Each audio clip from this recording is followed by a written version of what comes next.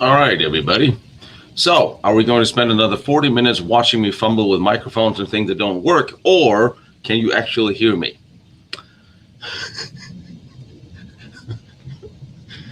Come on, anybody. I'm assuming, yes.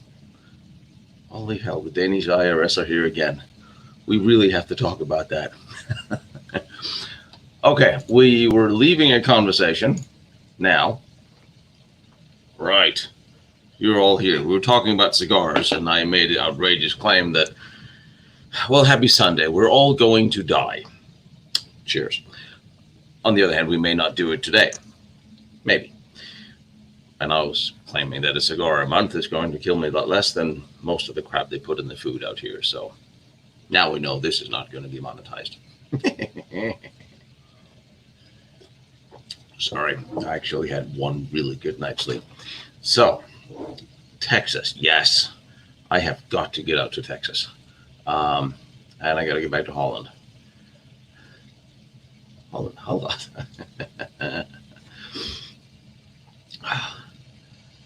Okay, so there's a few things I wanted to talk to you all about. And number one, which involves me telling you what to do, because that worked so well in my marriage.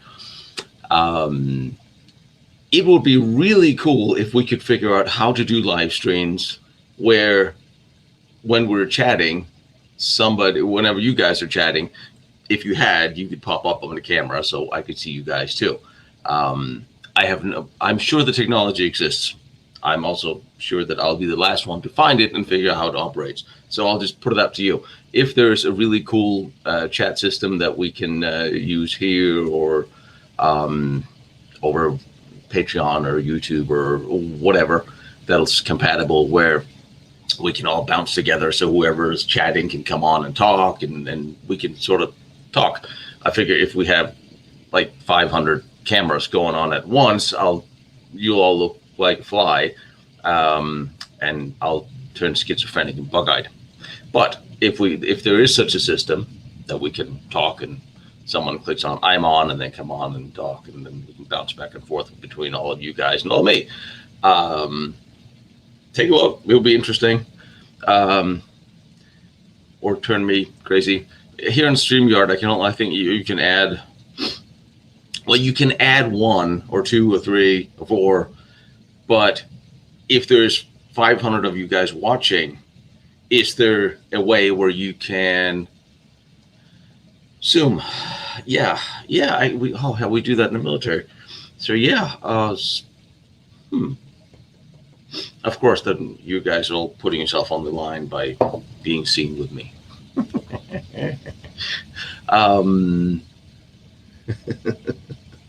I would never ignore you, nut job. As you can clearly see, this is a sarcastic Sunday, as it should be, because you remember. I have no idea how old you are. See, I'm at a disadvantage. But since you're all here, you must all clearly understand the concept of sarcasm, and the good old days. And it's just funny how language have changed, and history have changed language. At least in Denmark, it's still a little bit of sense of humor and sensibilities. But and I don't know how things are going outside of Europe, but I certainly know how they are here. That's why I haven't turned on my TV for, this year at all.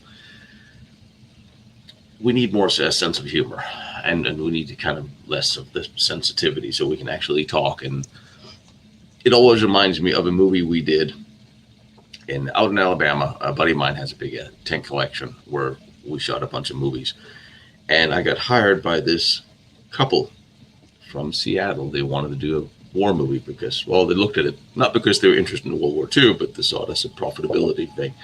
And they wanted to invest in a war movie. And they were very, very, very, very liberal, vegetarian, delicate. It's all fine. But they were very delicate, quiet people. Sort of probably a little bit opposite of me. certainly none of them had ever served or in anything or done anything military wise or so when they came out, I set the whole thing up, and when they came out, we were filming with a bunch of all my old friends and the reenactors, and everyone's ex-military.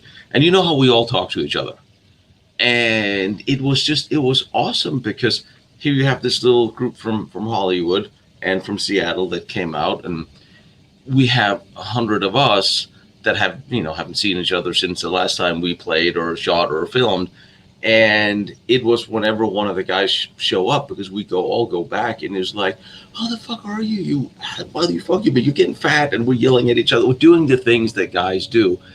And they would always stop the shoot and get all panicky and, is there a problem? What are we going to do? Are you going to fight? What's happening? And it was just so interesting to see how completely different two groups of people in the same country could be, because they had no idea that this is just how guys talk to each other, and sometimes girls, and it was an interesting eye-opening experience looking at, there are generally people that within the same country who just don't talk the same language, even though the language is the same. So, yes. And it was just, so I figure you all get my sense of humor, otherwise you wouldn't be here. You'd be cowering somewhere in a cabinet. And yes, no, we're back to the cigars. Yes, I still think that whatever we put in the food in this country, we are, a cigar will kill me less than that will. And a month or so. And I always said there's a few of the various places that Hitler and Himmler went that I want to go. I wanted to go sit on Hitler's bunker and have a cigar when I went out there. Now I have to go out there again because I saw the footage when I was doing this last episode, and I knew on that trip the stabilizer on my camera had broken, and it was, now it really bothers me. I had no idea how shaky that was. It is the Danish IRS. Seriously. Don't get kidding. A couple of years ago when I was in Denmark, the Danish IRS was standing at the airport checking people going on holiday to see if they owed anybody anything that they could then take from them on their way. But remember, yeah, you didn't know that. Anyway, I have one friend at the Danish IRS that I remember. Well, we can always make fun of the IRS, but so anyway, we were talking about, so I have to go back to Wolf's Lair because I really want to film that again with a camera that doesn't bounce around, because that just bothers me. And I guess it would be an excuse for me to drive out there and spend a couple of nights in the security bunker. It's only $30 a night, and the food is actually really good. I'm just hoping that they're not going to close for winter or something, because I would like to go to Wolf's Lair in the winter where all the leaves are off the tree, so I can actually get the drone up and film the whole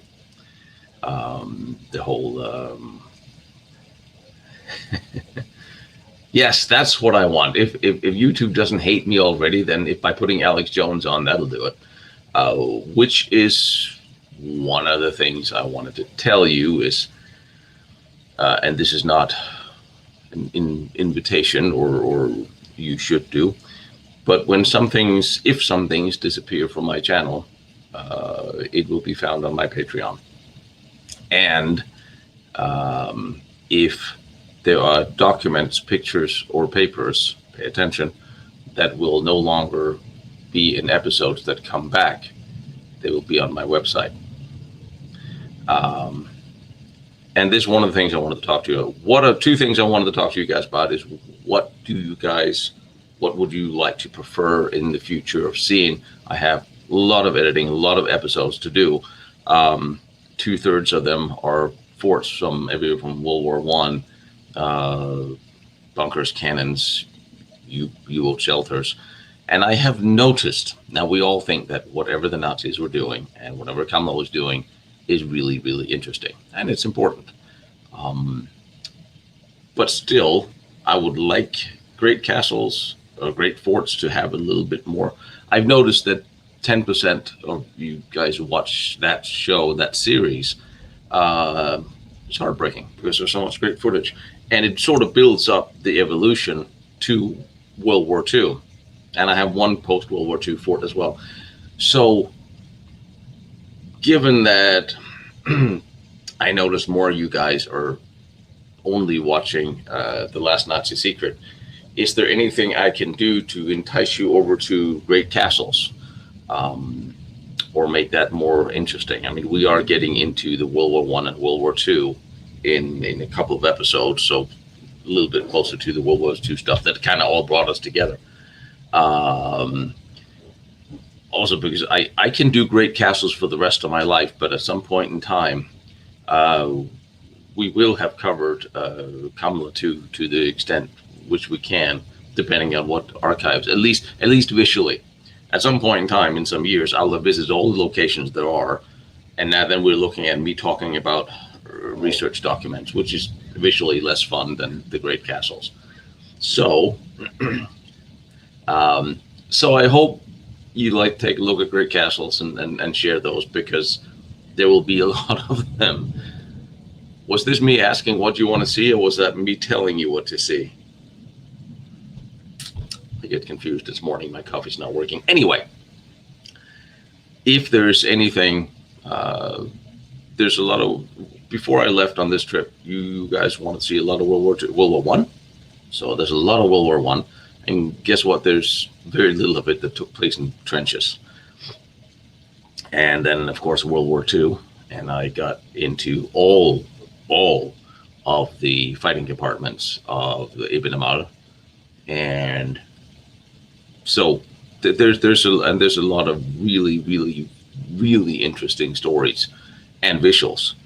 A fort in Belgium where the Germans tested special weapons, and I'm in there expecting a fort that got shot to shit on the invasion of France and Belgium. And then I find out this is where the Germans tested underground void detecting munitions. Everything sort of ties together in the end, because it's all about the technology of war and some really cool places. Oh, yes. I've been chatting with Joseph the last couple of days. He's a little disheartened and a little heartbroken over what's going on in the country, as he had stated himself. And I think we all are. And it's like, as I always said, we don't talk politics.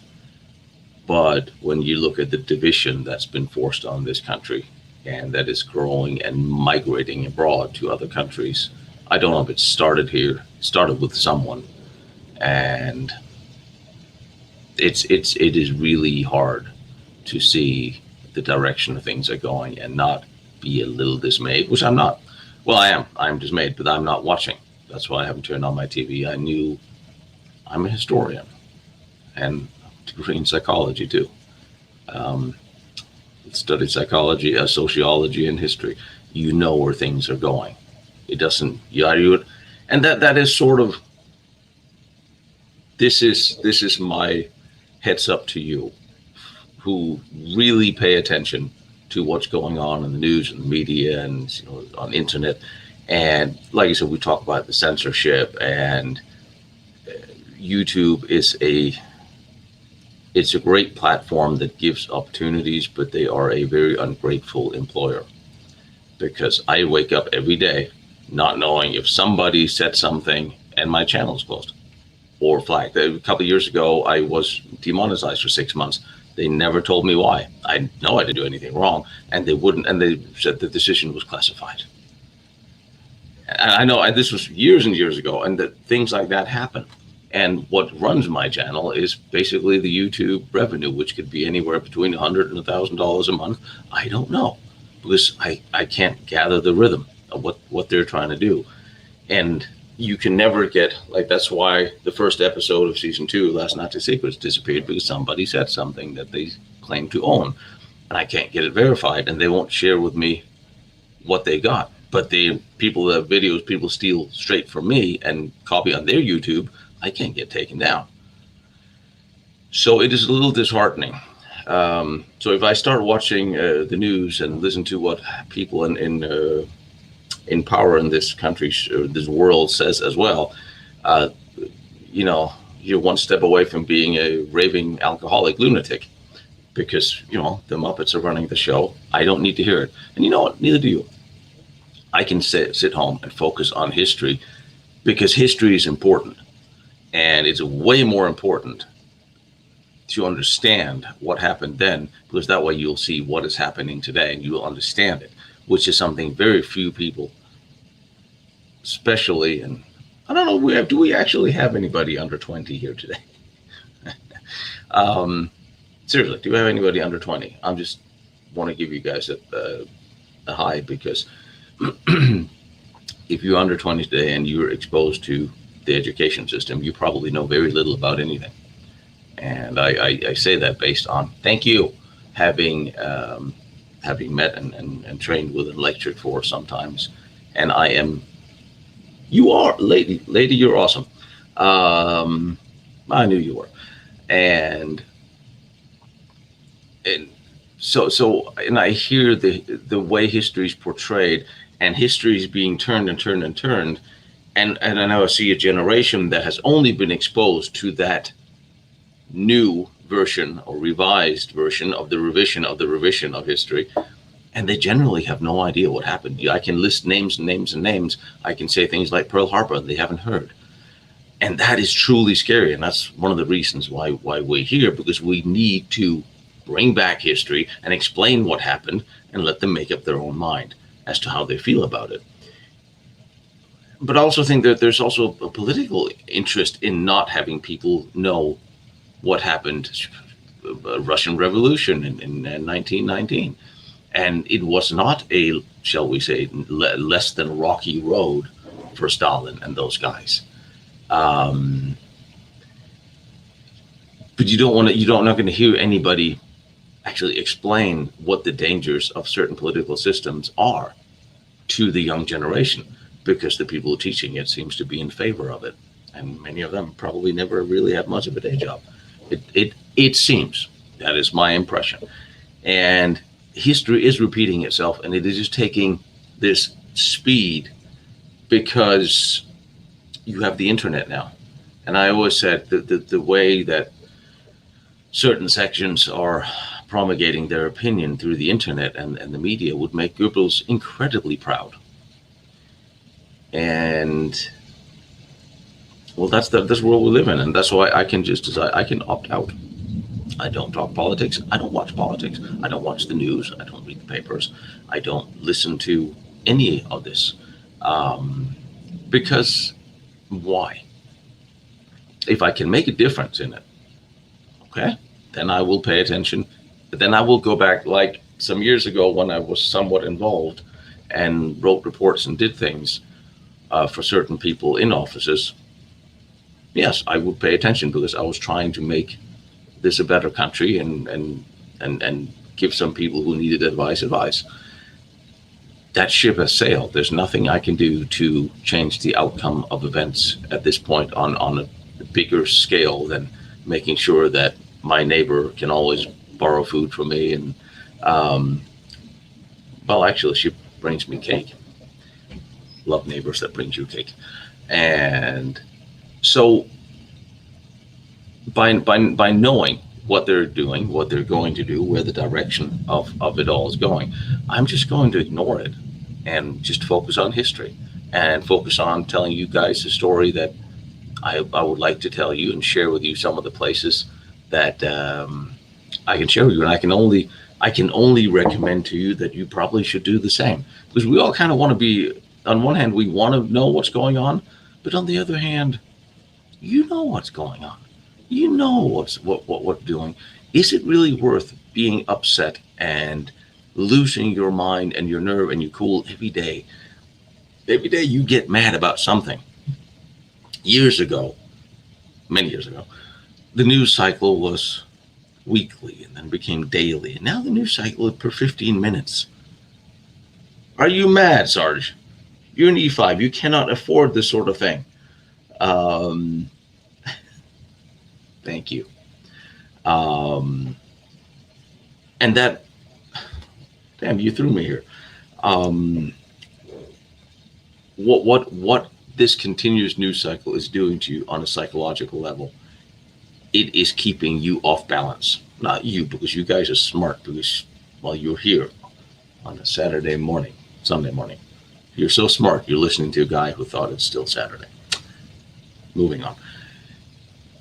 People are kept constantly off balance by a constant rock of this will get you, that will get you, aliens will get you, this will eat you, you will die tomorrow, there's a riot, there's a he said, she said. You're always being kept mad and on edge.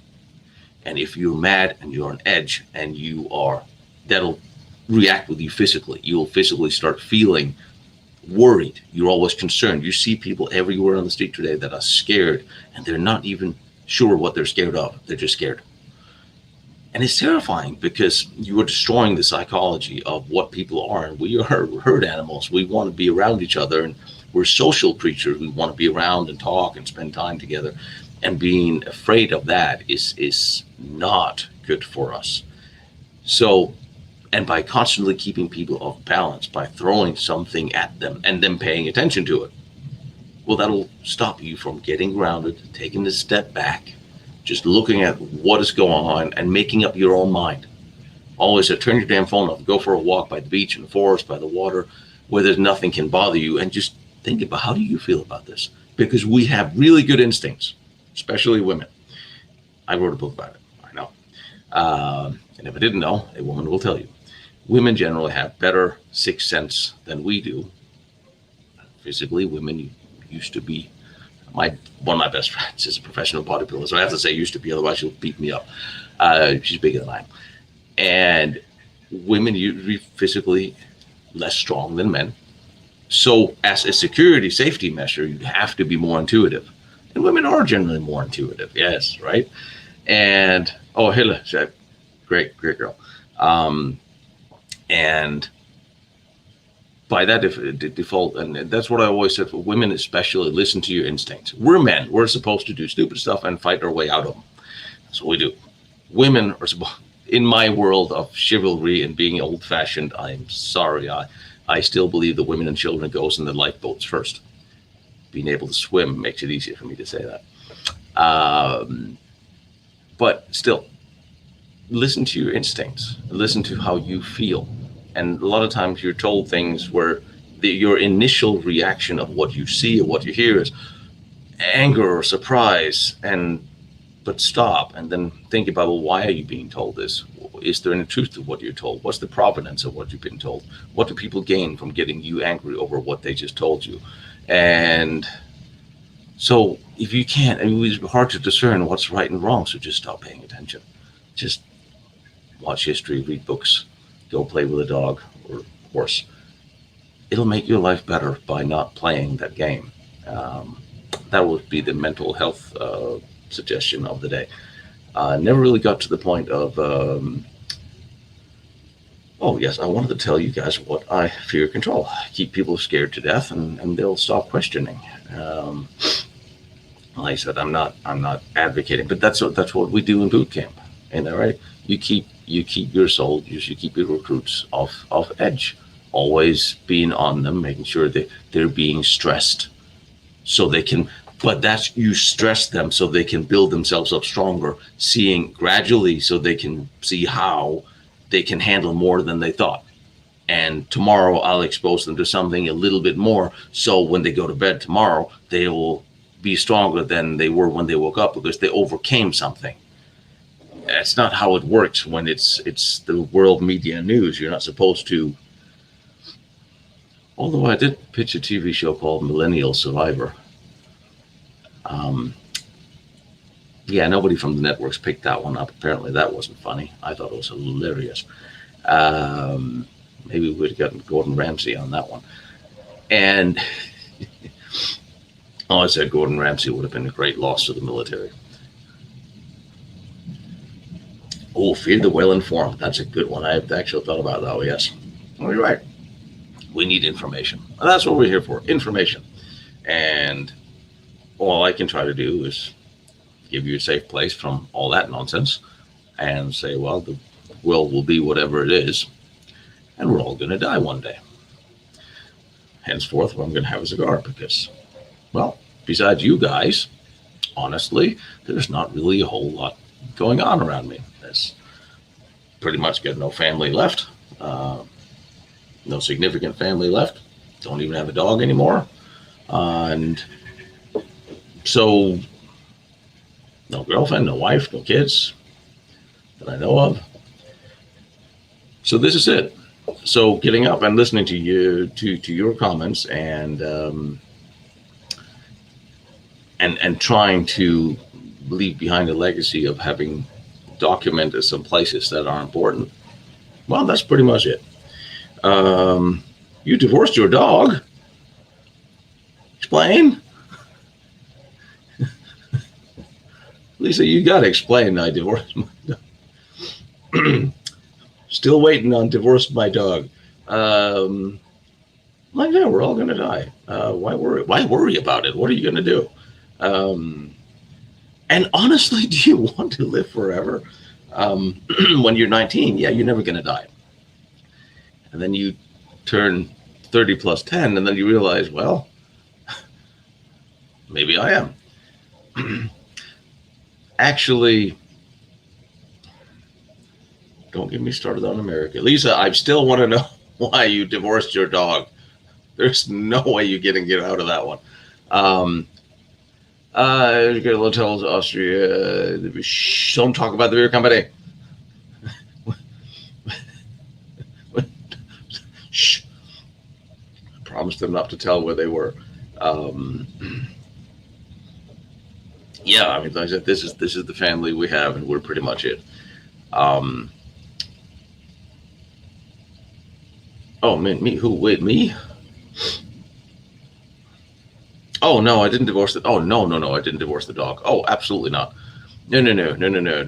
The dog was there before the ex, and the dog was there after the ex. We had an amicable divorce. We had breakfast. I bought her a car. We're still friends today. I still talk to her dad, and this is 10 years ago. Just saying that happy divorces do happen. We just realized that. But no, the dog stayed with me. I don't give a damn what she took, but didn't take the Buddy wasn't going anywhere. Besides, that would mean she would have to get up early in the morning and walk the dog, and that didn't happen for her. It was like, I don't even remember the TV series Dharma and Greg. That's a little bit how it was with two very opposite people. No kids, and it was actually like that show. It was kind of fun. I don't think I watched TV shows that are newer than 10 years ago. I'm guessing you mean Argentina. If they had a time machine, wouldn't they have showed up at Stalingrad and retrieved the 6th Army and placed them, I don't know, in America today, or Berlin? We would probably see a whole bunch of people goose-stepping if there was a time machine functioning, because they would probably go back in time and retrieve some of their comrades before they got killed. I don't know. I mean, Blondie did have her own room in the bunker, and I feel sorry for Blondie. I mean, he did love dogs. I think he loved Ava too, but poor girl. Talking about falling for the wrong guy in the wrong circumstance. It's very interesting when you look at the top leadership in the Nazi Party. Himmler had an absolutely impossible wife. Who was older than him, the first woman he ever slept with. He felt honor bound to marry her, and she was annoying, to be the least. More on that coming. And he had bad stomach problems most of his life. Hitler had stomach problems throughout the end of the war. I mean, then again, waking up one morning realizing that you just declared war on everybody, well, that might make you a little nauseous. I don't know. Goebbels married somewhat of a bit of an impossible woman, and he had bad stomach. Top leadership of the German Reich, they all had stomach problems and impossible women. Actually, I think Eva was, Hitler was probably right on that. Eva, she was probably the least impossible of them all. Although sometimes it's nice to have a girl who has her own opinions. Yeah, and when Morel came in, and I was surprised that Morel actually had a room in the bunker, in the lower bunker, uh, not far from Hitler's bedroom. That man was way too influential, uh, and I think it'll always, whatever he gave him, and whatever that did, would always be up for speculation as exactly how would Hitler handle things different in the last couple of years if it wasn't for Morel and whatever he shot him up with. And I think that is very interesting. That's one of the things I wanted to tell you. We all waiting for the episode on the Ananaba. To do an episode on the Ananaba, I have to do an episode on the SS because it all ties in. To do an episode on the SS, I have to do an episode on Himmler. Yes, it's turning into a series to explain how things actually happened with the German military-industrial complex, in that sense run by the SS and German business. I really have to explain how things happened, and I have.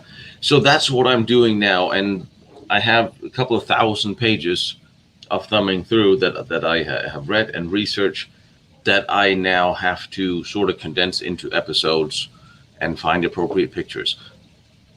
It's coming and it's going to be good. Um, and I do apologize for not responding to all my emails and all the messages. It just, I think I'm 400 or 500 emails backlogged, and I really, really feel bad because a lot of you guys send me really cool information that I need to look at. I am just me, and I also do have an occasional day job. Um, I got to keep a day job. I don't know when I get if YouTube fires me. Um, so be a little patient with that one, and tell all your friends I'm sorry I haven't responded. Top war movie, Kelly's Heroes. I'm trying to think of what the other two would be. I don't know. Apparently, none come to mind. I only had one cup of coffee. I would love to do something with the History Channel if they would love to do something with me.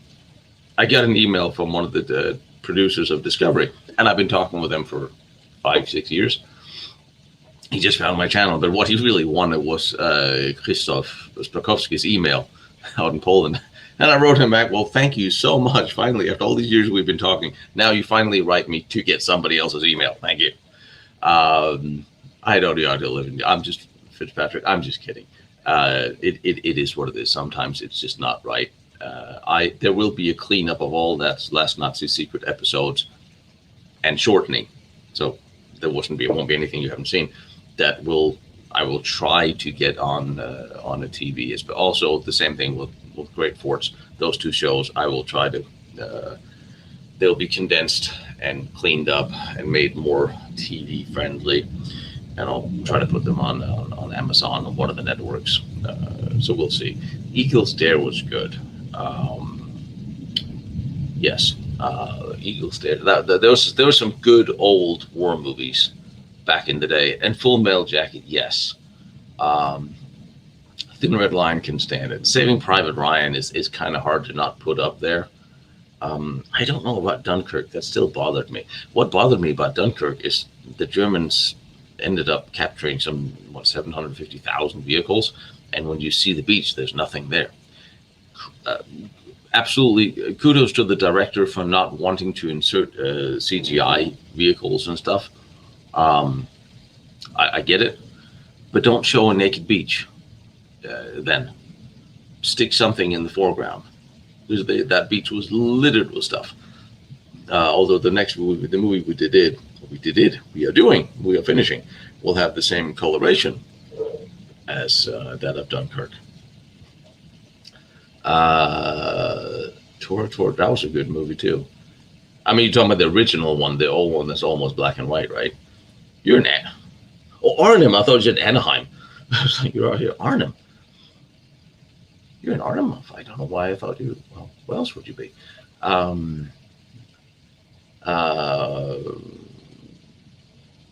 Kamala ended up working with the Americans in some way, shape, or form.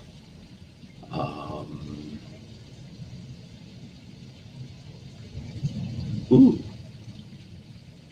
Oh, sorry. Somebody's sending me cool photos. Again, you guys sending me email with so much stuff that I always also want to use. I just got to get to it and incorporate it, and it has to fit. And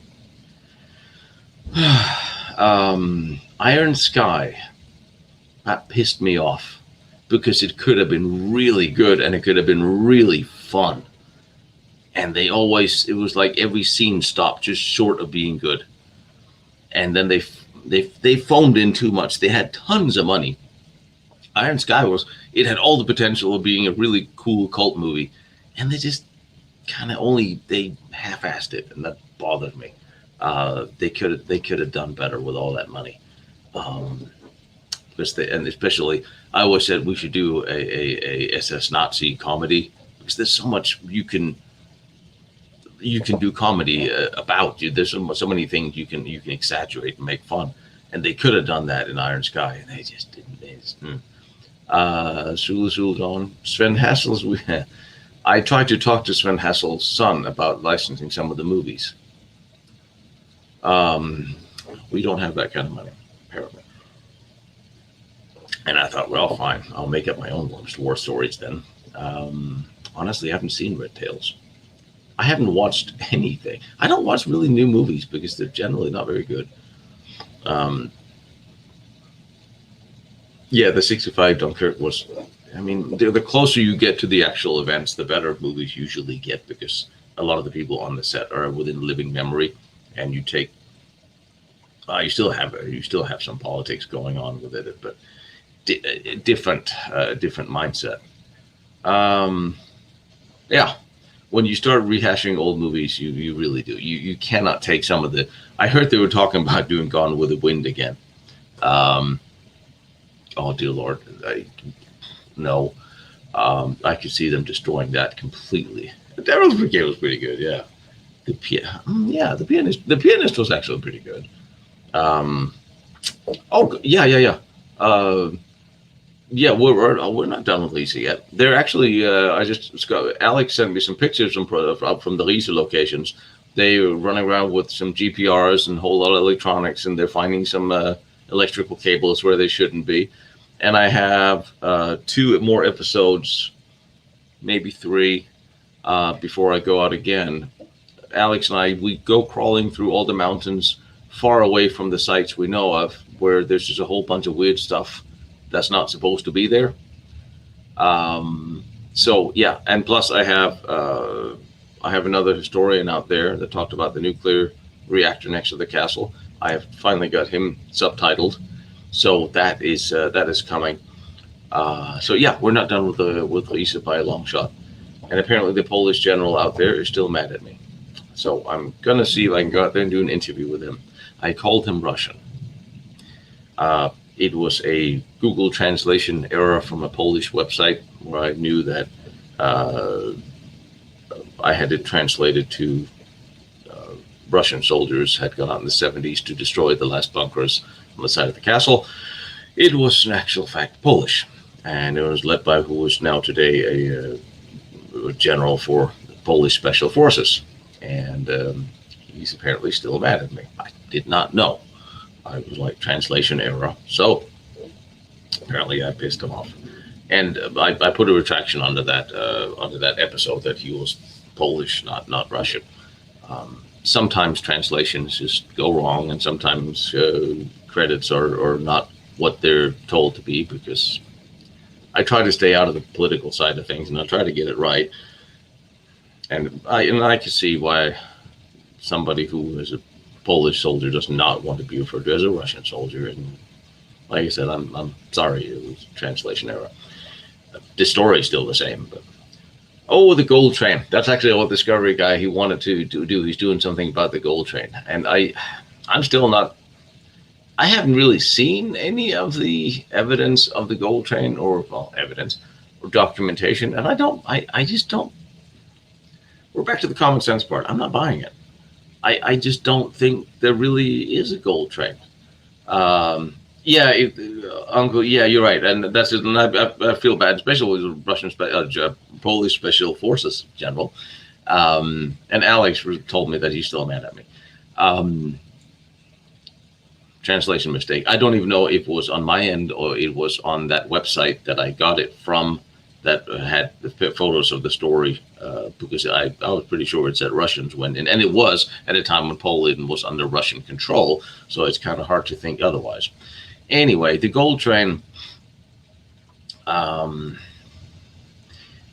like I've driven from Czechia and from Poland to Austria and to Switzerland. It's not a far drive.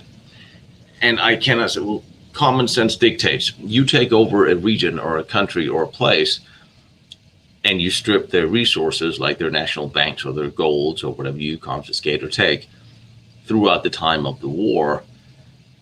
You're not going to leave it there. You're going to bring it back within your own border, or back to within your border and then up to Switzerland. For them to have had gold sitting in the Eastern Territories, waited for the Russians to be at the gates, literally, Enemy of the Gates, good movie, before they started evacuating it, it doesn't make sense. You're going to wait until the very end of being chased out of a place by the Russian army before you stick gold on a train, and then it doesn't make it more than halfway into Poland or Czechoslovakia or where it may or may not be. It just doesn't make sense. That gold would have been long gone and transported into Germany, Austria, maybe hidden there. If you want to look for a train full of gold, or gold that had been unloaded from a train that came from the east, it would have come in 42, 43, maybe on the outside early 44, if I'm going to go with common sense. And they would even have funneled it up to banks in Switzerland. Kamla had a bunch of bank accounts in Switzerland he was responsible for, which is somewhat interesting that people had also looked for. And let's remember, he was supposed to have been killed early May, 7 May, or killed himself in one of the 14 ways he died. And yet there's a CIC document that is on my website, and I placed somewhere from 29 May that he was in American custody.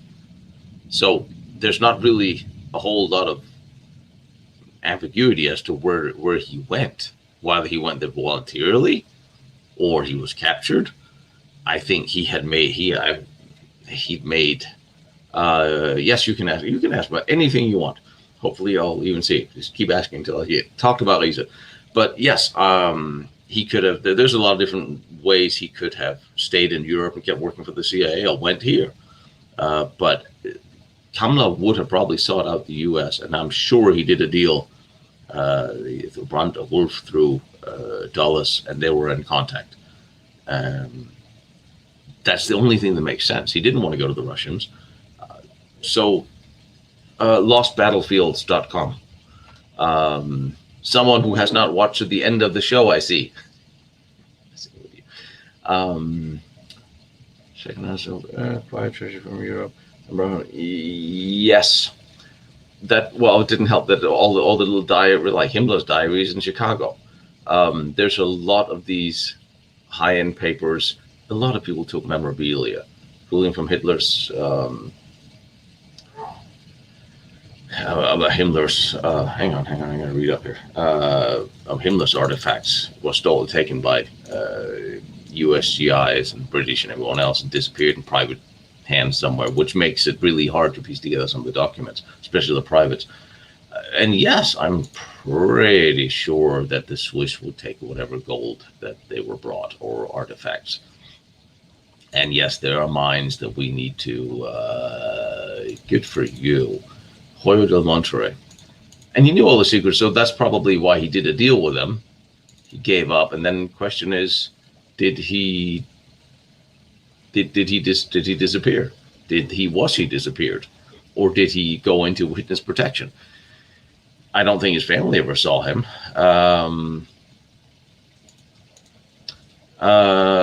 Perry, I don't know. I don't know if they even did. I know that is the speculation.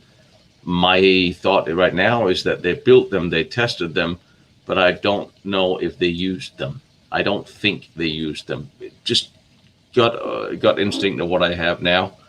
But I am as certain as I can be that they had them and they tested them in some way or another. I think Himmler smoked a good couple of cigars a day, and he lived to a bright old age. Well, he didn't die of cancer. Um, ah, John, I'm just kidding. It's on my T-shirt at the end. And the first 5 episodes is on my T-shirt when the text on release. I spelled my website wrong, so spell check we don't need to worry about. And the British Royals through history. Yes, Kamla and the British. Not that I've come across. Hess and Kamla even not. When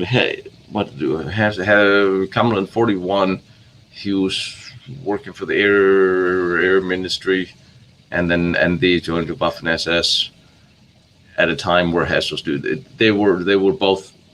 He was a high flyer, and well, Hess flew. I don't think they ever had any specific connections with each other. I have never seen any link between Hess and Kamla in any which way.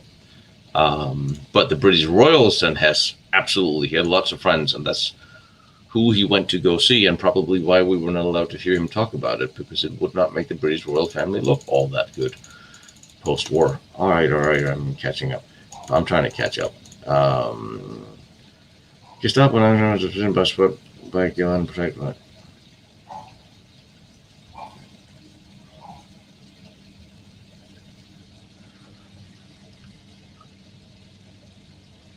Yes. You didn't tell me your dad worked as a security officer at Nuremberg.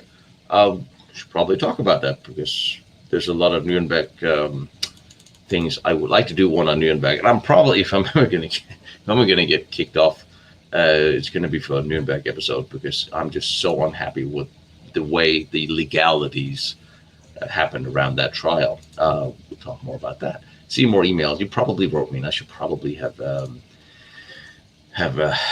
known. Well, the Russian tactics were generally to walk to chase down the German lines until the Germans ran out of ammunition.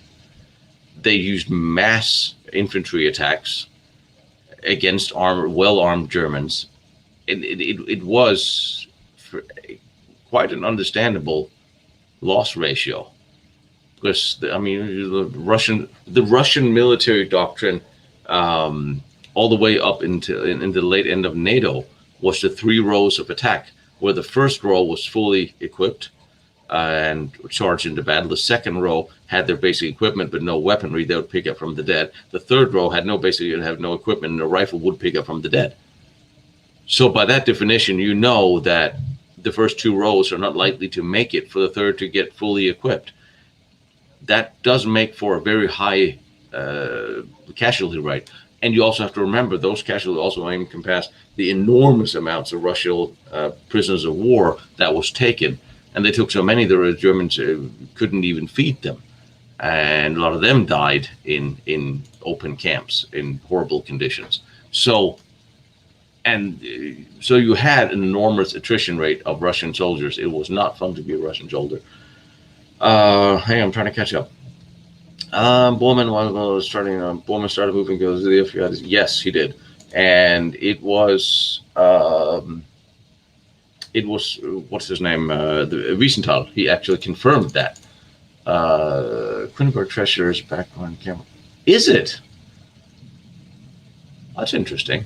I actually thought part of it disappeared. Well, good for them. Who did they take it from? Was it one select treasure? Was it a museum or a private collection?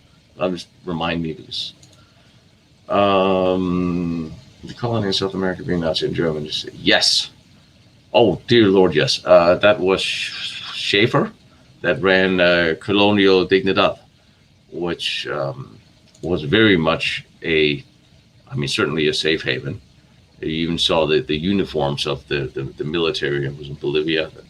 Reused the SS style uniforms and patterns and insignia, but yes, that was run by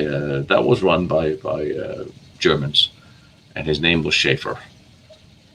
Yes, and there's some interesting stuff going on with that, but again, a lot of little fractions of Germans that came out and settled in places that had a lot of German population, and Colonial Dignidad was certainly one. And they were supposed to have worked on weapon production and at some small scale there. And they were also part of, I don't know what part they were part of the local junta and torture and other things. I've heard all the public claims. I've seen the basic documentation. I would actually like to go talk to them, find out what they actually did, just out of curiosity, because it was said that high-ranking Nazi party members was seen there. But then again, it's not more than 10 years ago. Somebody saw else. Switzerland has a lot of they're very, very good at tunneling and mountaineering in Switzerland. Their banking system is very interesting. The U.S. government should release. They should release everything about Kennedy too. And I keep wondering, some of it they're aware of, and just like sometimes they'll send me copies that are just terrible prints. I have to go out to the National Archive because very nice archivists out there found. Don't know if you remember. You're going to think back to episode 1 where I talk about Wilhelm Voss. We're also in the last Nazi Secret going to Czechoslovakia, and we're going down to the V2 and V3 sites in France. But Czechia is interesting, and of course, Maurice. We're back in going to Austria. We haven't even gotten to the Beckersel tunnels yet. However,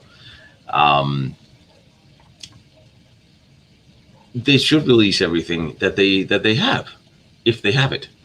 And sometimes, I had a very nice archivist, he sent me, we found the Wilhelm Voss reports. He wrote 2 reports for the CIC on what they did during the war. Those are extremely important. And I wrote him, well, what condition are they in? And he's like, well, not condition that merits the money that I would have to spend to get copies sent. But I should come have a look. So he put them aside. I have to go to Washington. Help. And go spend some time in the archives. And I think it was very nice of the guy being honest enough to say, no, these are in really crap condition, but come have a look. And that's what I mean. Why are these in crap condition? We can't microfilm all the reports are written for them. So I don't even know if they know what they have, but I guess we'll see. When you talk back then, are you talking about up in the mountains in Obersalzberg? Because yes, they closed them up. I don't know how much they closed them up. It drives me. Marilyn. No, she didn't. Bogdan. Yes, I think we could absolutely open the tunnels into Hitler's bunkers if we talk about Obersalzberg.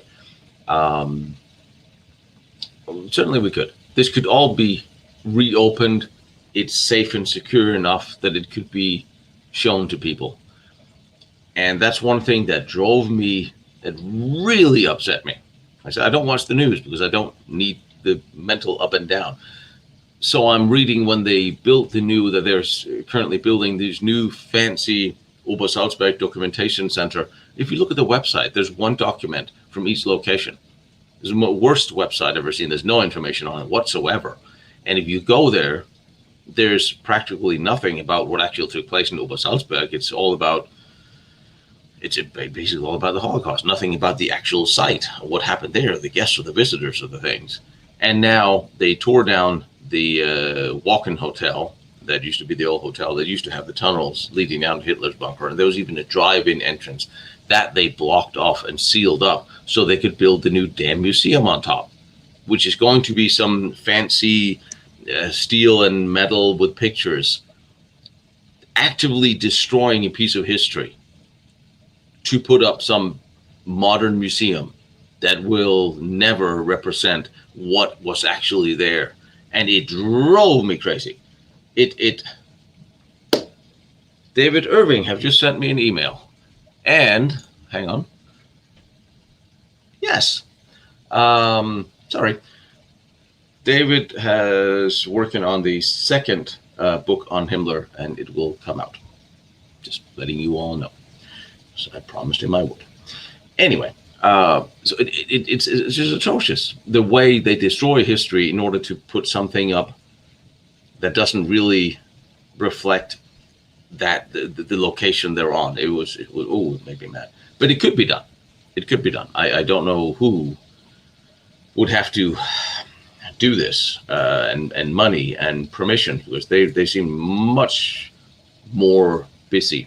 So now I'm backlogged on your question. 5 minutes from asking, no more questions. 5 minutes. Hang on, I got to catch up. Holy hell! How Afghanistan? How far back did I get? Where are we? Okay, let's see if I can do this quicker. I talk too much.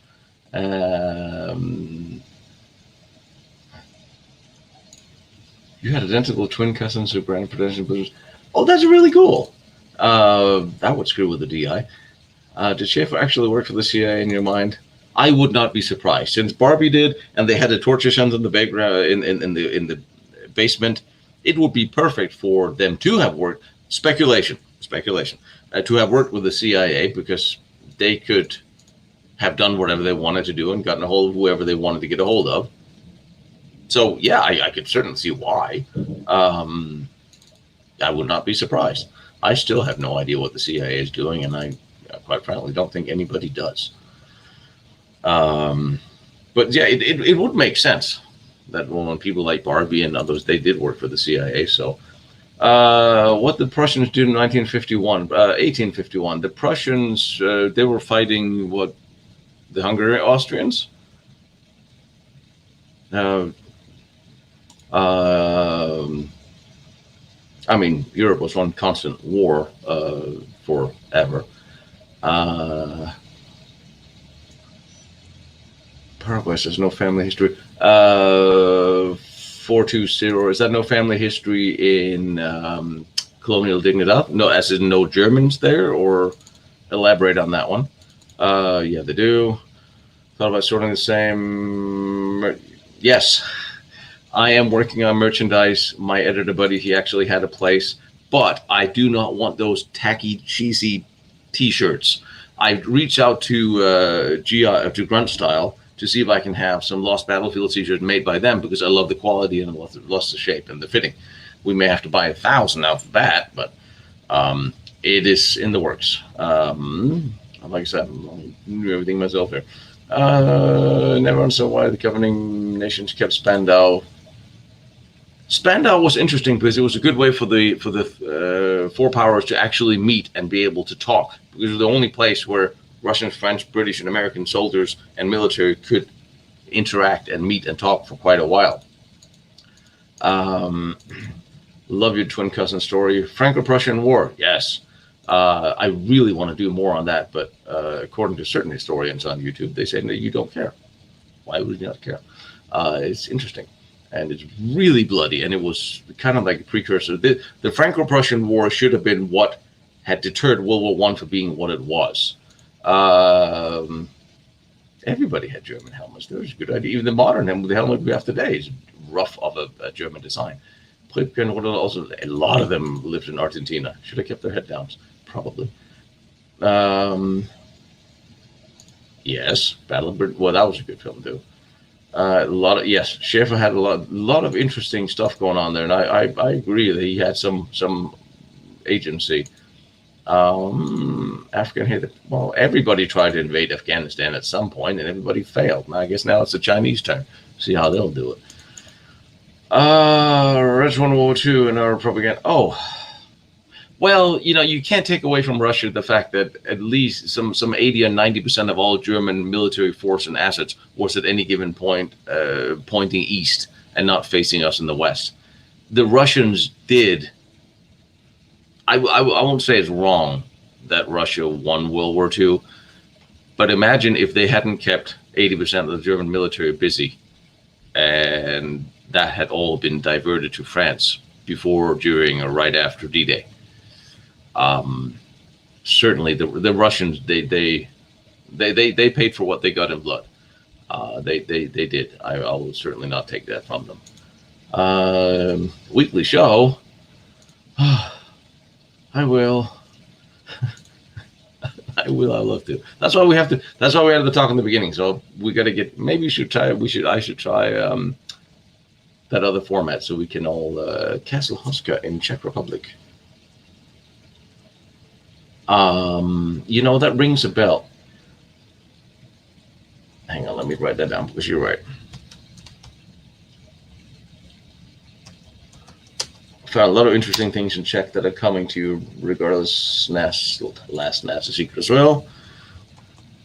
All right, I will look at that castle because hopefully I can go there if I go to Austria, if they decide to open the Berchtesgaden tunnels, which they probably won't because now they have an excuse not to. And if they have an excuse not to, they won't because they don't want to talk about it because according to the Austrians, they didn't do it and had nothing to do with it. Poor people. I will go to Argentina as soon as I save up money and go. There's a few people I have to buy steaks out there, but I am definitely going to Humboldt Island. Oh, I'm going. Isn't it about the time one of the American presidents go there as well? Don't they usually go? And the French Channel Islands too. I would love them to move a little closer and give me a little more. It's all about time and money. Like I said, I am going to explore military historical locations and bring them to you until I die of old age or boredom or some fish-related disease. But yeah, and I know there's a bunker at the Channel Islands for sale, and a jeweler friend of mine talked about wanting to see it and buy it. Don't know why, but it's a good enough reason for me to go take a look at it for him. With an extreme amount of permissions, we could probably get those bunkers opened and get in and up under Obersalzberg. It can be done, and some people are doing it, and it pisses me off enough that they close them up to the point where I'll do it in the middle of the night with a pickaxe if I have to. This channel will one day turn into a call for bail money. You all know this, right? just saying. It's entirely possible. Fort de Mutzig, 90% of the great forts that you've all, of course, memorized by now, 90% of that whole fort is under French military control. You only seen 10% of it.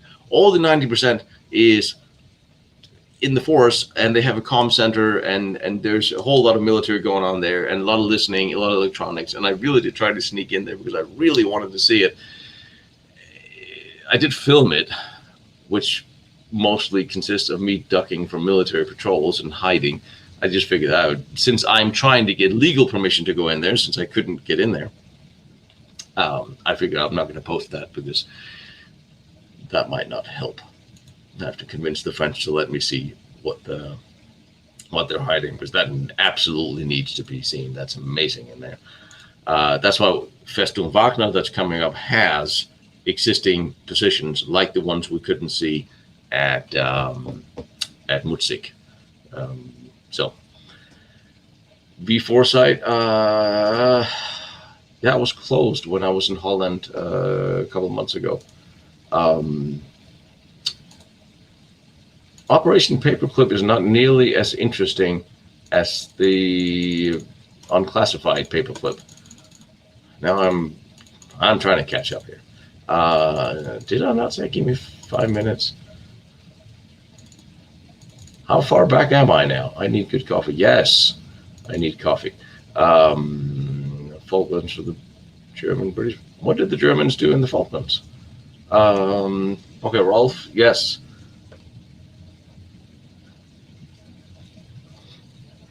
Well, see, the wonderful thing about me, someone like me going Rolf, is no one will miss me if I don't come back.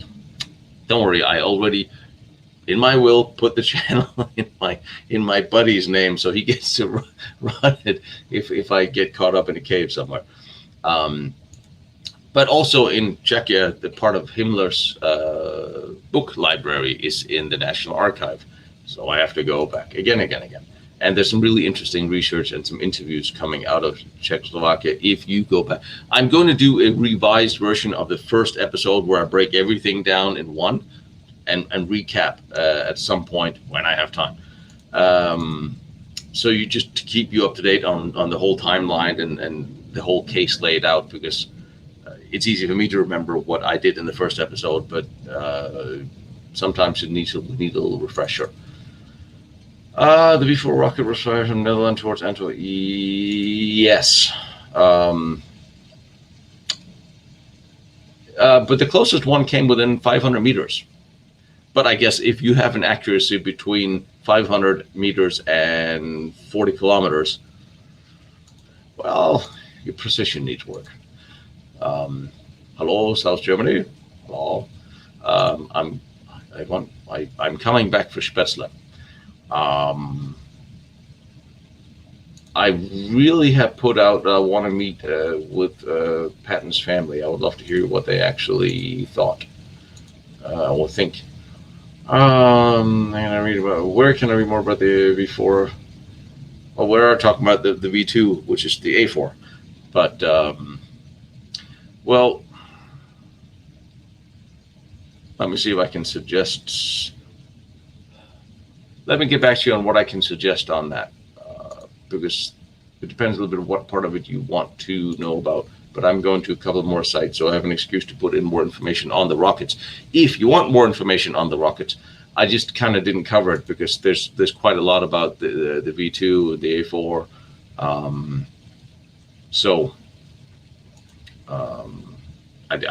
I don't cover the stuff that is readily available by a billion other people.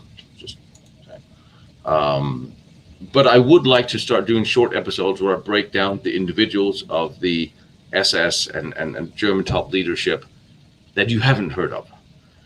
I'm a little bit on the fence about doing it because I know there's other people doing the breakdowns, but a lot of the people that they do are people we've heard of.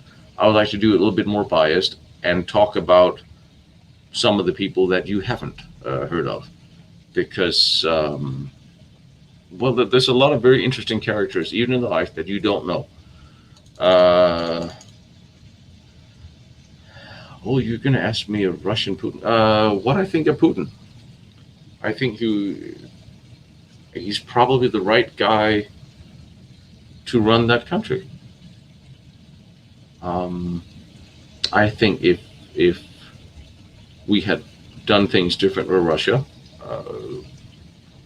we could have had a closer alliance and fixed more things in the Middle East if Russia and America had worked together instead of this phony Cold War that it seems somebody wanted to try to create. I mean, he was an intelligence operative. He seems like a driven, determined individual. He seems smart. He seems to know what he's doing. I'm certain that he is ruthless and takes no BS from anybody. But then again, with all my respect to my Russian friends, Russia at the time when he took over was a chaotic, criminal country with gangs, and it needed a tough guy to sort it out, and I think he was the right guy at the time. You can't say, oh, open democracy for everybody and everything works and unicorns in the streets and all that. Sometimes you just need a tough guy to sort things out.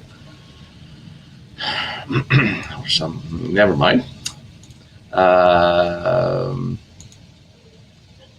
It's hard to believe that Patton just. Well, the Patton accident is interesting because he was recovering from the accident in the hospital. He was getting better, and then he died. That's the weird part. Dying in an accident, these things do happen, and they do happen to great people. But it's interesting when you're getting better and then you die. That just seems like a jail course. Stop it. Yeah, I'm yelling at my computer. Good. Yes, we'll have a million-man army come get me out of an Austrian prison. French. I'm going to try to not get arrested. I think it's much better to ask for permission. That Rosenberg, I think you're right. I think that it was the imposed Cold War was the recent one why we couldn't talk to Russia and and Trump and Putin couldn't meet, and that none of that. It seems like because, and it's interesting whether you like him or not, either one of them. I think just from looking at them without taking any sides or being any opinions, I think Trump and Putin, if they were had been allowed to really sit down and do a deal on stuff, they could have done something on a global scale that would have been to the benefit of a lot of people, and even involved the Turkish issue. Actually, I mentioned that to the Turkish ambassador. I have a tendency of butting in and not keeping my mouth shut. I love our general. He always rolls his eyes when I start talking. But anyway, I think that something could have been done there. And almost catching up. Nothing. Yes. Hold on. God damn it! I thought I'd catch up, and then you do. I think context. We have to have a context, and like I would love to do longer episodes than shorter because we can actually talk. Dieter Wolke, that sounds like an interesting. Yeah, it does. That sounds familiar. Hey, Brazil. A friend of mine yesterday wanted to set me up with a Brazilian girl. And I was having a cigar at the time. Sorry, I'm a bad person. I have to take like a couple of times off to feed, a couple of hours off here and there to figure out what I'm actually going to do. Still don't know what episode I'm going to do next, but I guess you'll find out by the end of next week.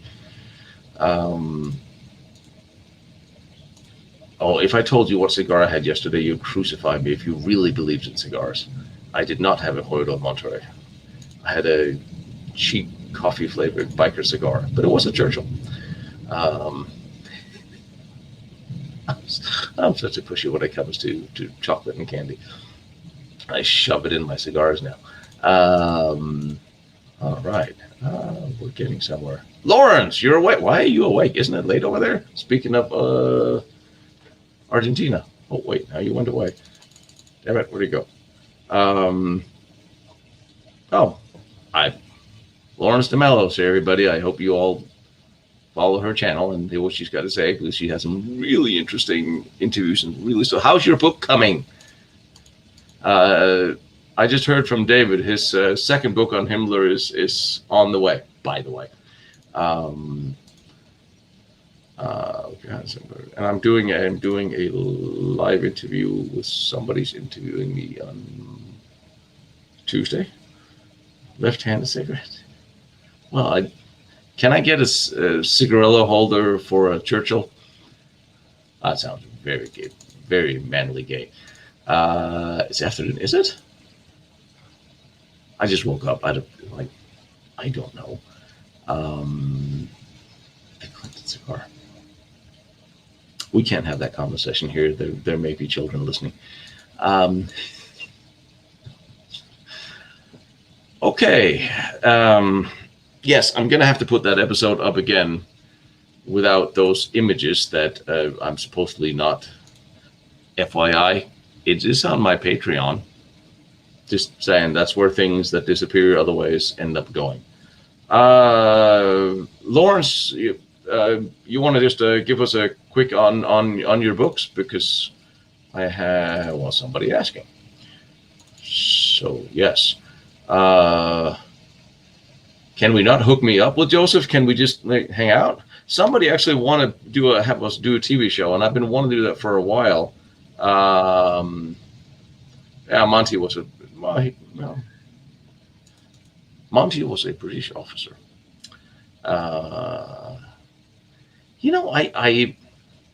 There was a time before everything went sideways in Tango uniform, and I had more money than I should. I had a Cuban guy do me a cigar blend of a mix between Royal del Monterey and Cohiba in a Churchill size. I still have some.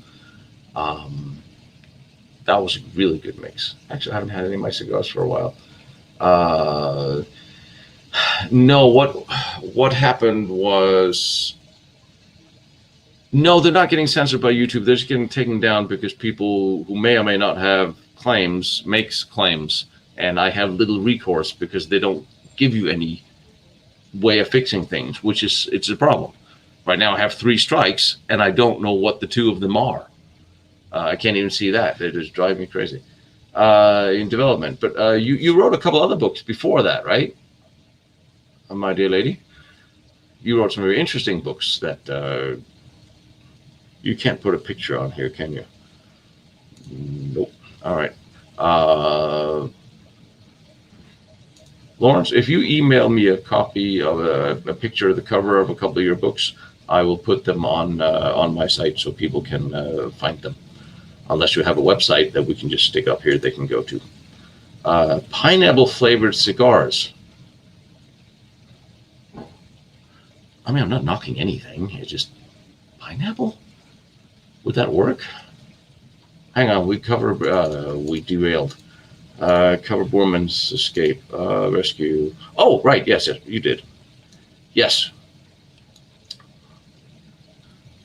You should just come on with me and just tell you want to come. You want to jump on with me and tell people about the Borman book. Just saying. So you ambush a lady in the middle of the afternoon. Oh, by the way, live cam, turn on. Well, see, that's the thing. I shouldn't have any strikes, and that's why I don't know what the 2 of them are. Everything gets taken away, and eventually that falls off too. But the thing is that they're not merited, and I haven't explained. Oh, that okay. You're doing this. Oh, you're doing serious about it. Yeah. Interesting. And what else? And that's the problem. People can make false accusations, and then all of a sudden your stuff gets taken down, and then you try to fight it. They won't apologize for making mistakes, and that's a problem. Pineapple flavored weed. They would. No, YouTube do not tell you why they do things they do, even when you know they made mistakes.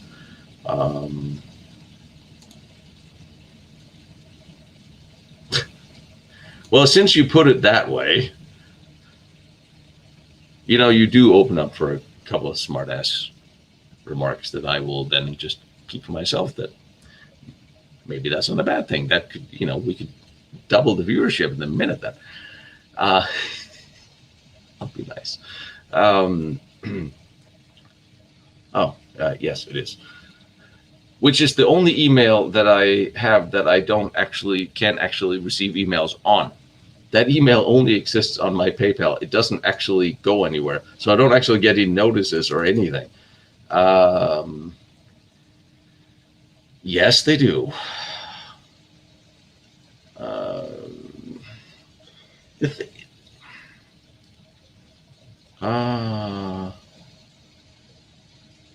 Let's make orders. Is it what? I don't know. I know it's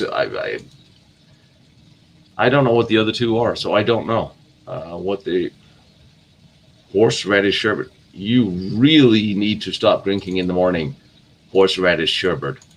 Holy David, stop it. Walk away from the light now.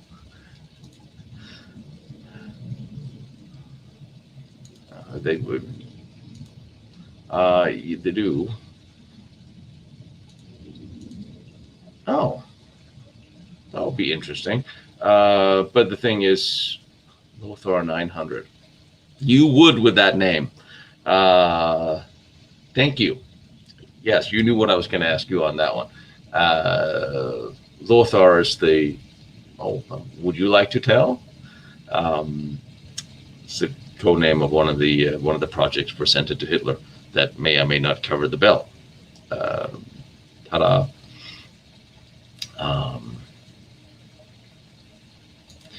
At least Austria teamed up with the Prussians for the Franco-Prussian War. I guess they did that. But yeah, Austria's okay. That's not entirely true. Austria lost 40% of its territory after World War I, and they were not allowed to annex with Germany or to Anschluss with Germany, which they wanted, but they did that more to piss off Germany. So after World War I, Austria did lose a lot that they still never got back. How did we get onto horseradishes? Well, the early days of everything was good times. It's funny, we can always listen to our parents and go like, well, back in the day, but seriously, back in the days, not that many years ago, when things were more fun, and gasoline in California was not like $5. Thank you, Governor.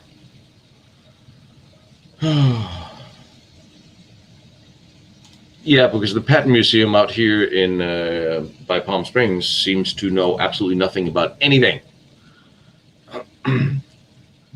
Don't pick on Lothar. One day we should do an episode about why do we have the funny YouTube handles that we do.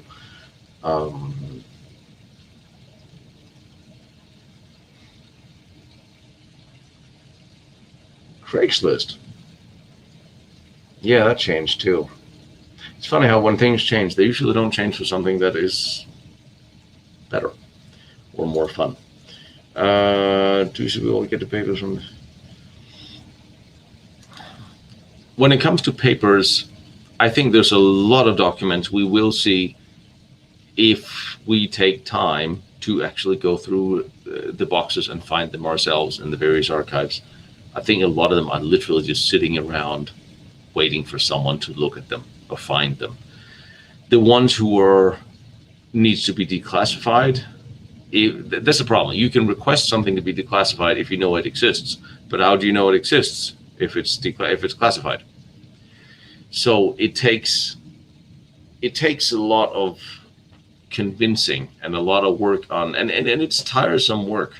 You have to go to the archives, you have to sit in hotels and spend time there and go there and take time off work, and it takes time and effort to look through things and to find things and then petition for them.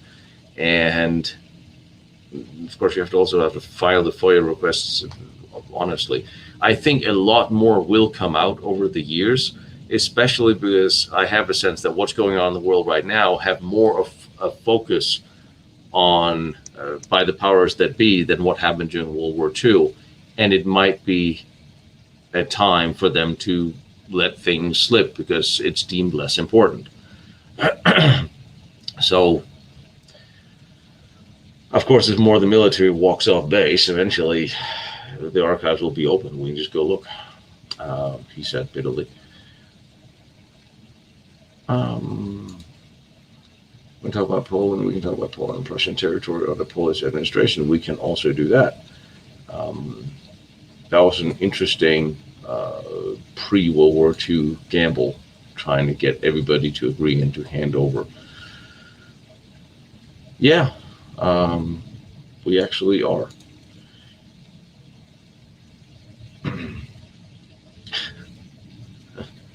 Foreign correspondent, yes. I would be happy if we just go to the mid-'80s and start from there. Mostly because we had all those cool colors, Miami Vice, and girls had big hair. It's the small things in life. And it is the small things in life, and you really need to enjoy them more than worry about the crap that's going on. And that's what I'm saying. Turn off the damn phone, go for a walk on the beach, go see some nature, go do something that doesn't involve worrying about stuff, because it will prolong your life and it'll make you happier. It's all about sex, drugs, and rock and roll, or so I heard. Lauren,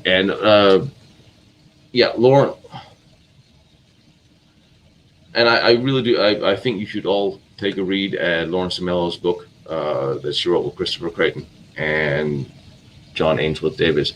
And I know there's a bunch of interviews. If you look up Lauren Semello on YouTube, there's a bunch of interviews. And she's a very intelligent and pretty lady who speaks a lot about, especially women's escape. And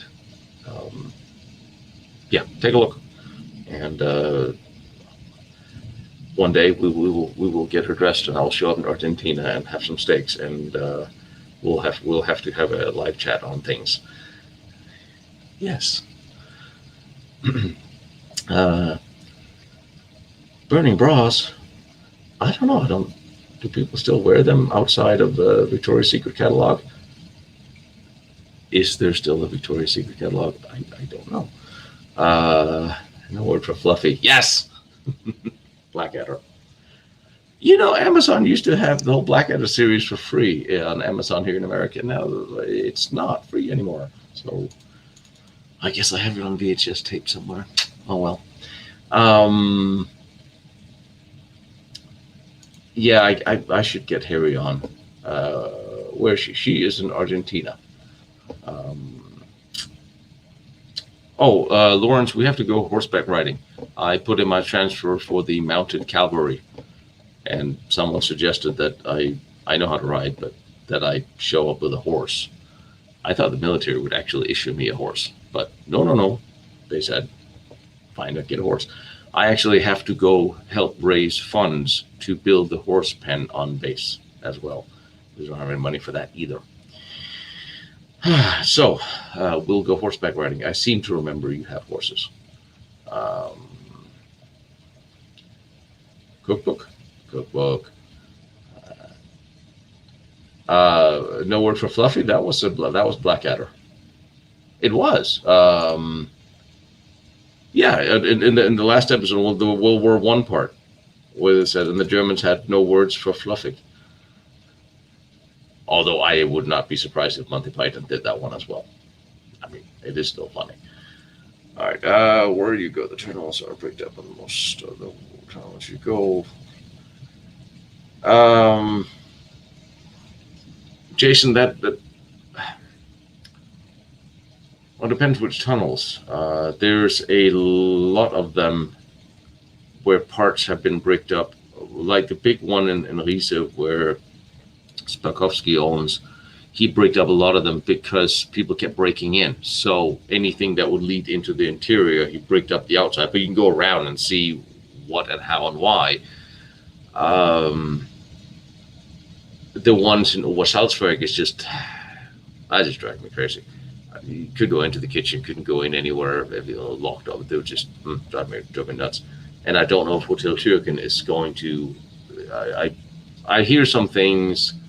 I'm trying to figure out what's going on. If they were sold, there's something in the contract that if they're sold, the tunnels have to be destroyed.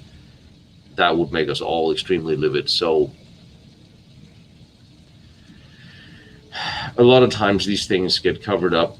Okay, just an example. A lot of the times these things get covered up for safety reasons, which I understand, but they should be covered up in a way that they could still be accessed by historians, which they're not always, which leads you to think, well, they're covering it up just because they don't want people to actually go take a look.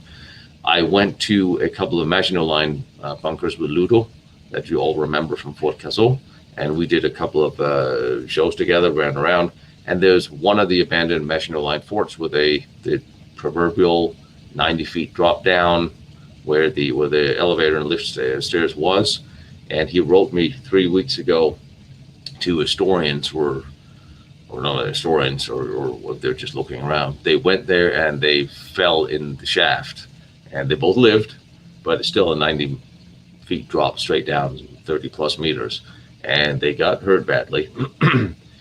And like I always said, if you stumble around through bunkers and forts in these places, you have to watch where you're going. You have to be careful, because sometimes the hole in the ground is just a lot larger. And I honestly remember, the episode's not up yet, but there'll be a note on there when it comes up. And honestly, I'm surprised they didn't die.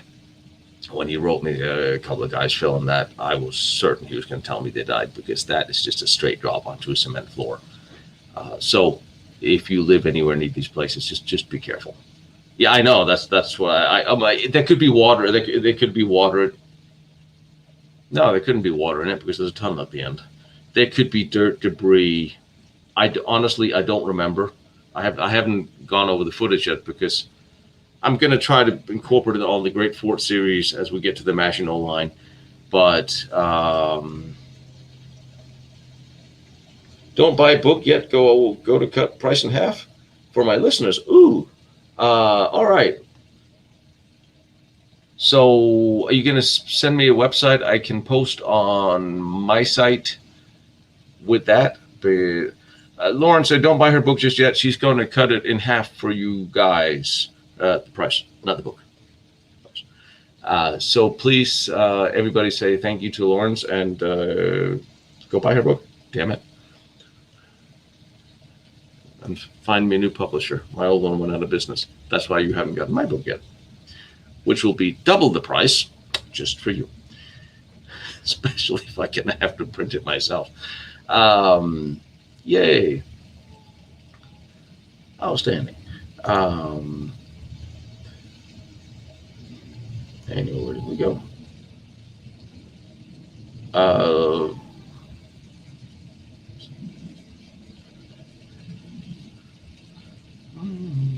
Underground off. Oh, can we go out a little bit? Ooh, that sounds interesting. Come in, go in. Look. Why does that ring a bell? That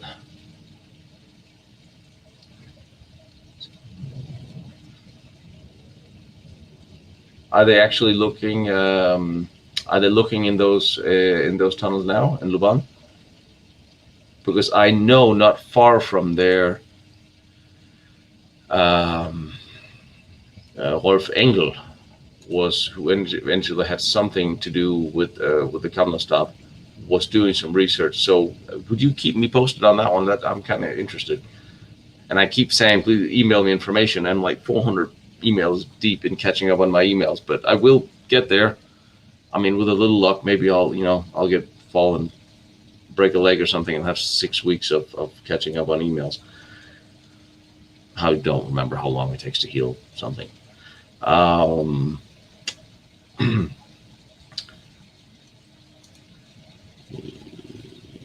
Yes. The turtle hides the hand in the shell, one pop back up, slide your finger under its tail. Is this like a Steve Irving thing where you shove your thumb up animals' back end? That's not the Viking way. Oh, maybe it is. I mean, the book I have is a straight World War II history book on a German tank battalion or assault gun brigade. It's nothing conspiratorial, just straightforward history. I don't know if I'm ever going to write a book on all of this. I don't know. I think it's better off doing videos and talking about it because that's more fun, and I think people watch this more than they read books these days. Probably. Of course, I watch South Park. Hello, and I do like American Dad, not the Viking way. Well, I don't. My grandmother was a Viking historian. I don't remember her talking about shoving thumbs up animals' cloaca. I mean, I could just dozed off on that one.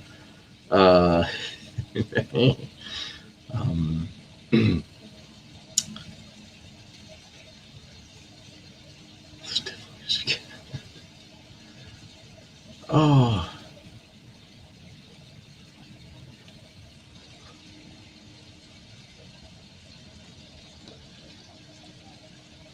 Have had a lot going on with. Wait a minute. Wife and head.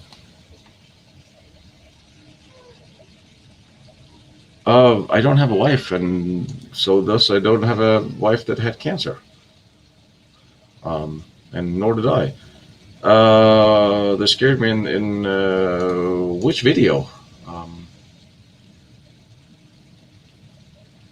The only time I really kind of got surprised when I walked up on that.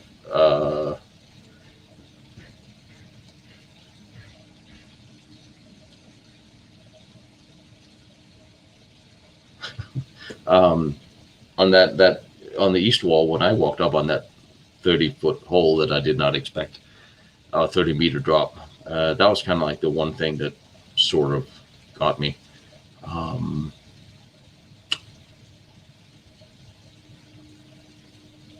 Pudapia?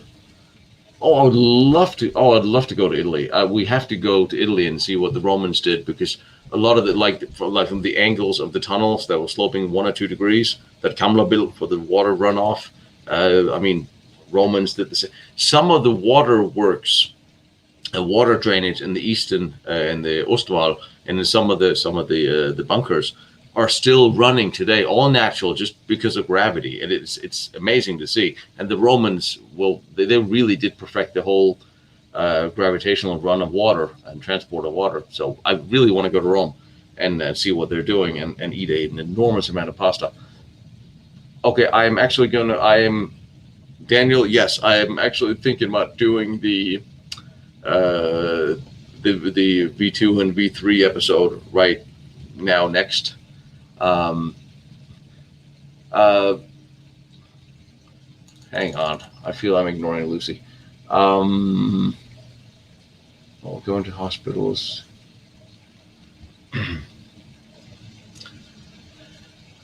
I may have talking about how my mom was not doing before she passed. Long time. Yeah, I think I did.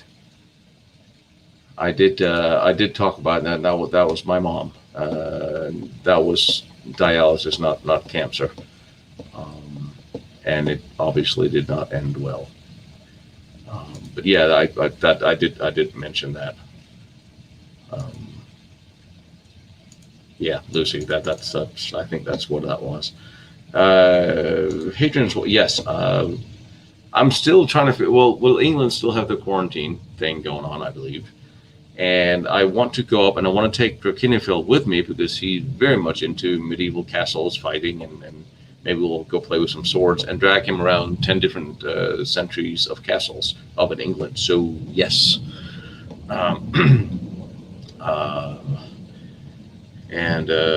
So I'm going to the UK, and I'm kind of going to try to I am not talking, I don't have a wife. So I don't have a wife that have cancer. I haven't had a wife for a decade. So no, I'm not. Stop spreading rumors. I'm not going to get a wife if somebody thinks I have one. Although I guess, I don't know, things change. But yes, I'm coming to England, and I'm hoping to drag Drakinifield with me, and I am hoping to go to other Scandinavian countries with another historian, like History Hunter, and do some things together. When a couple of specific countries makes my life easier. Driving across the border is not a problem, but you have to sail and get in. It's a thing. Dover Castle will be fun. But I was really hoping they were going to do the War and Peace show, but no. Not this year. You make good coffee in Wales? I thought all you drank in Wales. I thought all you drank was beer. I haven't been for years. Well, how am I supposed to get a wife when all I do is sit here every day for 12 hours editing episodes for you guys?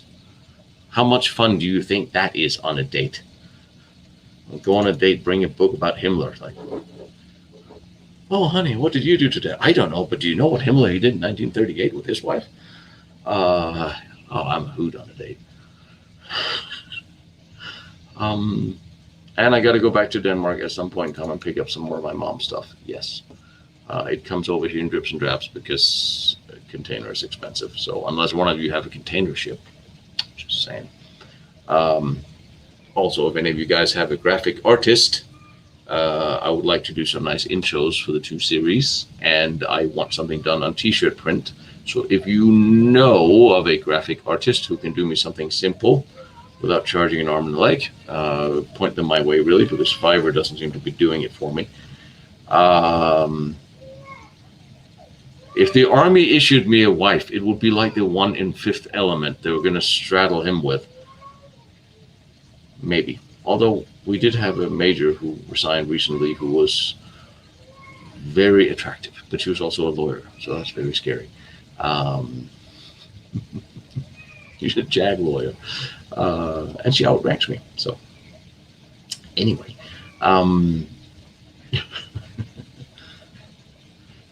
ooh, a nice German girl who would make schnitzel and spätzle and knödel with marzipan. Yes, you can also make a knödel with marzipan. Someone can.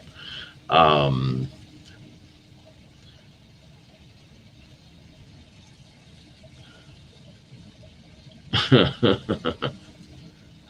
I mean, oh, Churchill. Um, Multipass. Multipass. That was adorable. See, movies were just better back then. They just were. Um, Ilsa She-Wolf. Oh, dear Lord. Oh, maybe we could do the comedic version of that. That would be interesting. Um,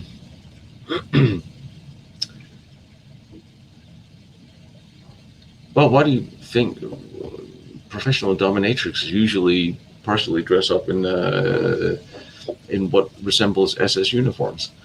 Um,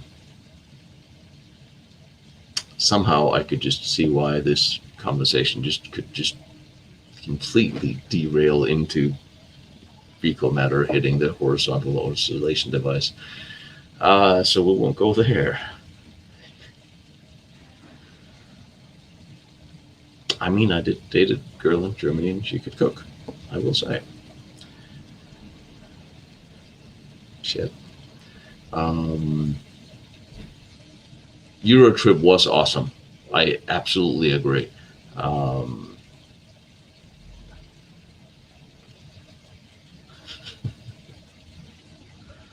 uh, I've never seen my name spelled that many different ways today as today, but hey. Um,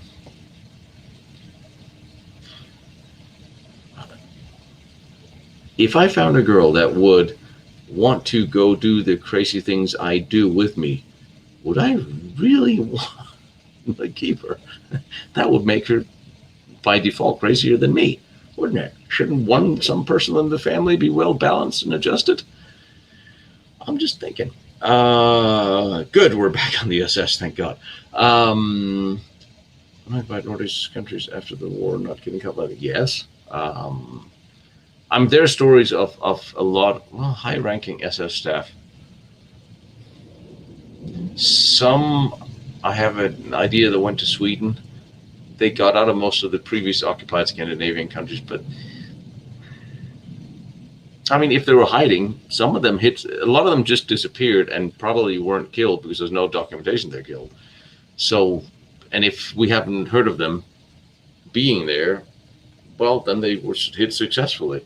I think a lot of them went south, but it's entirely possible. I'm just want to clarify that the rumor that I dated Angelina Jolie back in the day is highly exaggerated. Letting you know. I would love to see that some of those German and expensive, back to the expensive part. That's why we need a network to come on board and pay for these stupid things. It's cold too. I don't like cold, but still, we'll do what we got to do.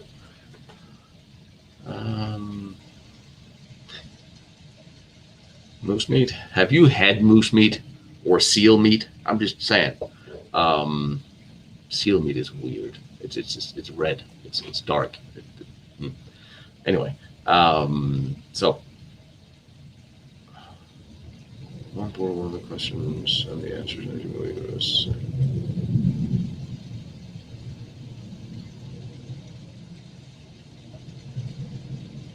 I sort of remember that somehow.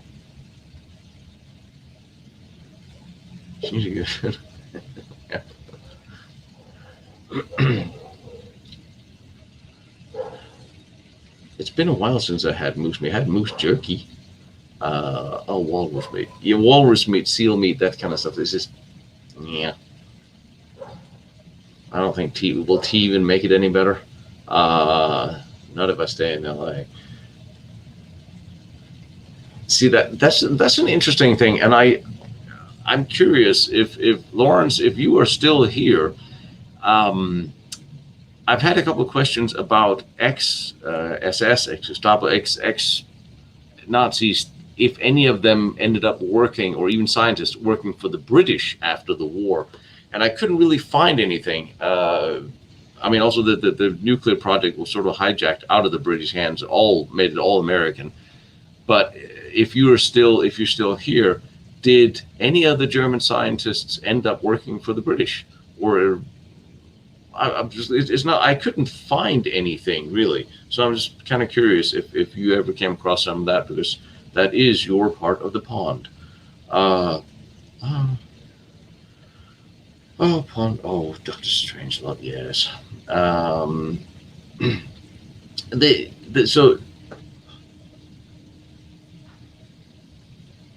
So that's what I'm thinking. We talked about that last time, and I was kind of curious, because I think Lawrence is the right person to ask. Royal Armoury in Leeds. I mean, I really got to go spend a little time in England. It's been a long time. I lived in England when I was a kid because my mom was engaged over there, and I don't necessarily need Weetabix. I chipped a tooth yesterday, so back to the dentist. So we're not talking about crispy Weetabix today. Schools are run private. Oh yeah, I did go to a private school, but it was not Catholic, and we did not wear uniforms, and thank God for that. I think she is doing a thing. I got some really interesting notes for England. Depending on how things goes, also they did. What did they do in Ian? Did they work there as captured, as POWs afterwards? Ooh, Kurtank. Oh, so that was a cool name, Kurtank.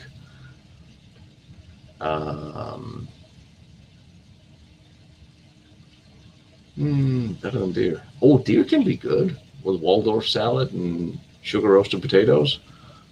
That's it. Dornberger. How's it going? Oh, it's really interesting. I mean, a lot of the SS ended up French Foreign Legion, ended up in Vietnam, which is an interesting story and a bunch of books. So I wouldn't be surprised if a lot of them ended up working for various Allied countries, because, well, at that time they had more in common with them than with the Russians. Trick question. Yes. From a board. From a board. How many NCOs are in the army? What, every 10? I don't know. I don't know how many people we have in the army. There better be a joke at the end of that. One of the followers remember that sure always stayed, but he wasn't a Nazi. You know, it's interesting. I find that absolutely possible, because leading up to the beginning of the war, the SS and the Nazi Party was very much at odds quite a lot of times, which was very interesting, and is one of those things I'm going to break down in my SS special when I actually had a little time to sit down and compile all the notes to do it. But it's gonna take certain. It's going to take some time to really get that in details. But Goebbels was very much a driving force of the Nazi Party. Himmler and Goebbels did not like each other. Goering and Goebbels did not like each other. Initially, Himmler and Goering did not like each other, and everybody was sort of out for each other. And the one thing that Hitler did in the 33, when he won with the election, turned to Bormann and said, keep the Nazi Party off my back, and you deal with them. And the SS and the party was at odds with a lot of the programs and things that happened, where the SS and the SD wanted very different things from what the party, with more of a brown shirt mentality, wanted, which is interesting. So for somebody to be not on board with the Nazi Party but be in the SS believing themselves to be an elite, even an elite surpassing the party, it's an interesting dynamic that really haven't been explored. And everybody hated Bormann, yeah. Actually, there's some information that we really need to dive into, because I've noticed no one else really has, and the difference between of opinions and operations of things leading up to the war between the party and the SS. It seems to offhand that Hitler used the party to get into power, where after they were less important or interesting, a little bit like the SA became less important, and everything became about the SS, and they became more the end all be all, the ones Hitler trusted, but also the elite within the party. So it certainly is possible to be, and a lot of people joined the SS for a lot of different reasons, not necessarily because they were National Socialists, but more because it was sort of the cool thing to do at the time, believe it or not. And Night of the Long Knives were very much instigated by Goebbels. And from every statement I've seen from the people who were around Hitler and Himmler at the time, they had absolutely no idea. And Hitler was, especially Himmler, was preparing for his annual SS inspection that night for them to inspect the new regiments. So for him to have any involvement in starting a program on the day he was doing his annual parade that he was looking forward to showing off to Hitler, it sort of made sense that they didn't know. And Goebbels did instigate a lot of that. And he's an interesting character that we also need to look much more at. More on that when okay. All right.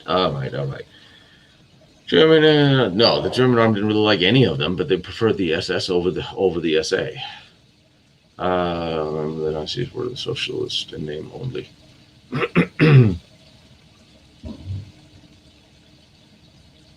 Yes.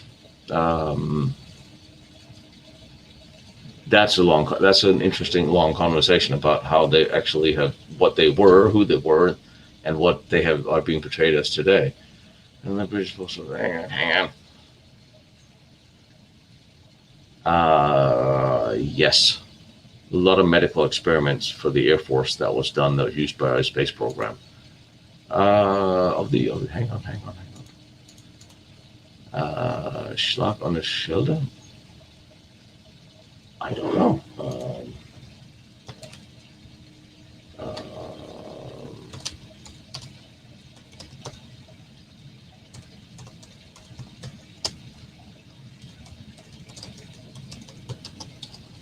Guess we'll find out. We'll let you know. The communists, I think they're. Okay, another interesting thing about World War II, especially when it comes to a lot of the people in Nazi and the SS, a lot of them were just about too young to get into the fight in World War I, and they all grew up wanting to. And a lot of them grew up feeling they'd been left out because they weren't fighting in that war. So when World War II came along, everybody sort of wanted to make up for what they didn't do in World War I. And I suppose it's also easy for people who haven't seen war to want to create one, because they didn't understand how terrible that was. So a lot of young people wanted to get into that fight, prove themselves, because that's kind of what you did, and serving your country. And a lot of them wanted to fight against communism more so than they wanted to fight for the National Socialist cause. And yes, he was, and that was pointed out a lot of times. But as long as Röhm was useful to Hitler, it wasn't an issue until it became useful to get rid of him. Okay, well, like I said, revolution eats its own. Note to a lot of people today, just know that the revolution always eats its own. Röhm also, regardless how much he was set up or not, he was at odds with Hitler, and he wanted his own power base. There was a whole lot of struggle going on between Hitler, the party, the army, the SA, and the SS, and who wanted what. And Röhm felt left out, and so did a lot of the SA people, having been used and now being sort of sidelined by the new SS. So they were trying to take their power back, and it would have come to a head. If Wilhelm wanted to be head of Germany, well, then it went the way it did. If he had been smart, he would have seen the writing on the wall and left the country again. And that's another thing. John, you're right. Wilhelm wanted to replace the army with the SA. That doesn't go over well. Not for the army, not for the establishment. And remember, the establishment were the ones that supported Hitler. The businesses, the banks, the higher end. Every royal family of royal descent in Germany and Austria, they would have a son that was in the SS because that was the cool club of the time. So that's also why you had the connection between the SS, a lot of Bonds and royals in the SS that had family and relations abroad, such as in England. So that whole establishment and that whole side was not happy with the SA and what they were doing. And Strasser, Strasser spoke out against Hitler a number of times, and certainly had to go. Oh, hang on, what do we? How do we start except for the American Revolution? I really would like to do one on cause and effect of the American Revolution. That'll probably get me in trouble, but I would actually like to really dig into it. And there's a couple of professors that knows a lot more about the American Revolution than I do. I don't think we'll ever be done with World War II, but maybe we should do a special on the Civil War, because there's a lot of things that seems to have been missed.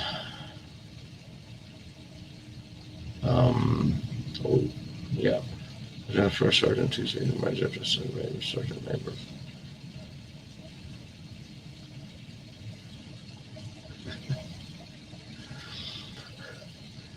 It's all in insignia. Just call them darling. It works, no matter what rank they have.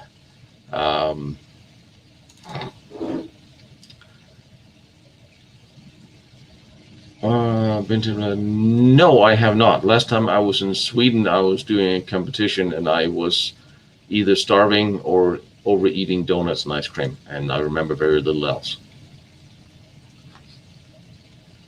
Had the best Italian baked shrimp and curry sauce and rice I've ever had, and I cannot for the life of me remember, but it's also been a long time, so the restaurant's probably not there.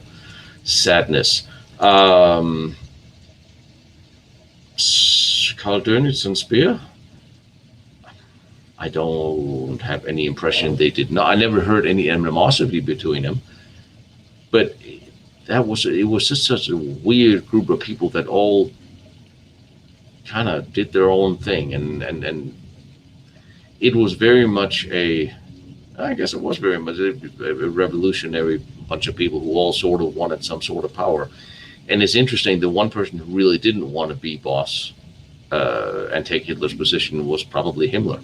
He was perfectly happy being the bureaucrat in the background that kept Hitler where he was and not wanting to be up there. I would think that Goebbels would have jumped at the opportunity. Goering would, even though they were old friends. Not Himmler. He wanted to do his thing and do what he was good at. I don't think Speer and Dönitz had any of those. I don't think they wanted to be in charge of what was going on. So I don't think they necessarily had any reason for animosity.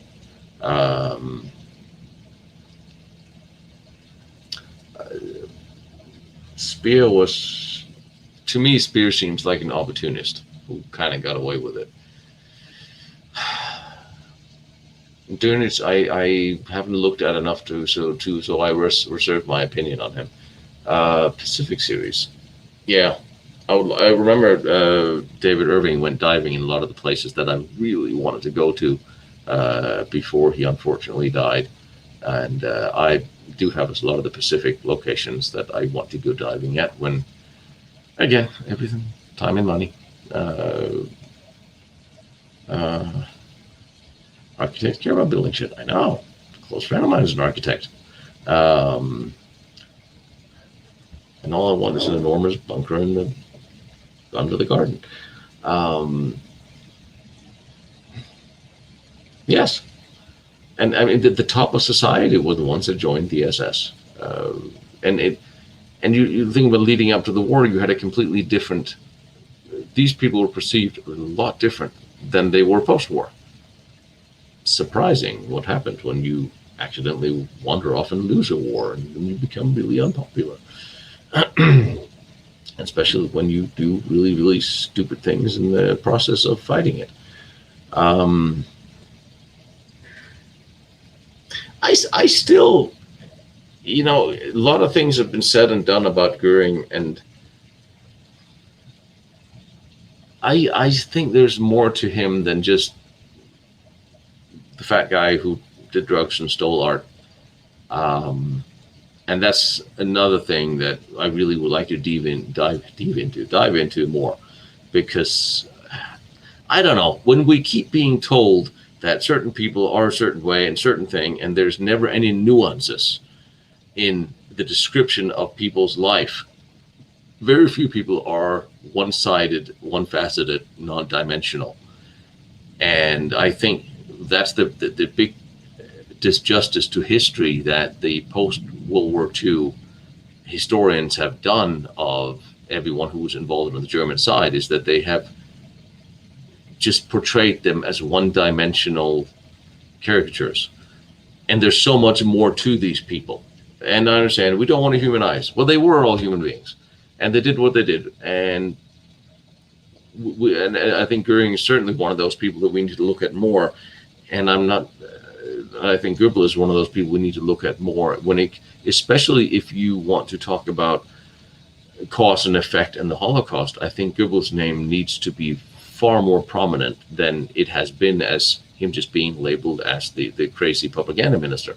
And you think about, here's a person that would hold mass rallies with 20, 30,000 people coming to listen to him speak alone. He was an immensely powerful and immensely unpopular person. Again, there's more to it. And the same thing with, no, Irving is not dead. He just wrote me. He has a second book on Himmler that is coming out. He didn't put a date on it, but no, he is not dead.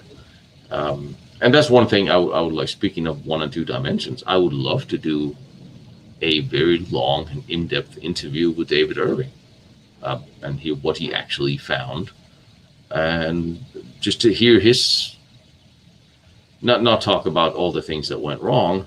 Stefan, I try. I would like to hear everybody's point of view, and I think if we stifle one point of view, we're doing history a dishonesty. We need to hear everyone's side, and I think that's important. I think that's probably being overlooked. And I can't help to think that it's interesting. I read Hitler's War by David Irving, and I'm trying to figure out, and I'm reading it, I'm trying to figure out why it caused so much of an outcry and uproar, and everything they did to that poor man. Because in the end of all, okay, you can document your findings, fine. This is what I found. This is what I said. This is. I don't think it should ever have merited that. You can there's a lot of people who say a lot of things that I deeply disagree with. I'm not going to start rallying and burning down their house and holy, why? The movie The Trial, U-530.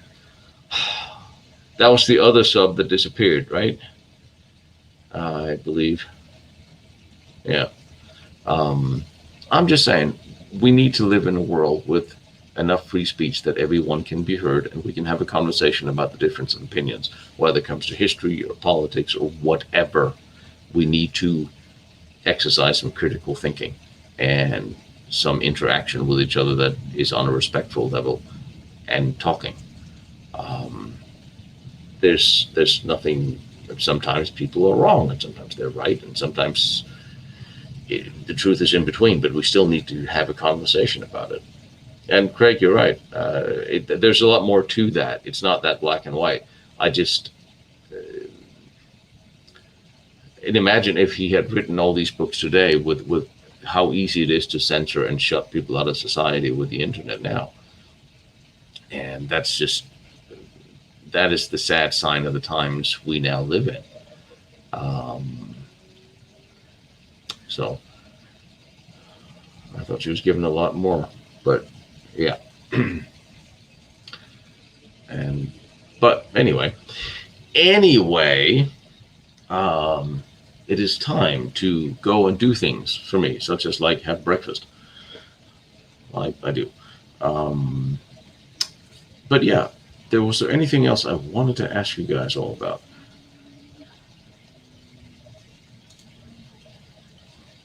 You know what?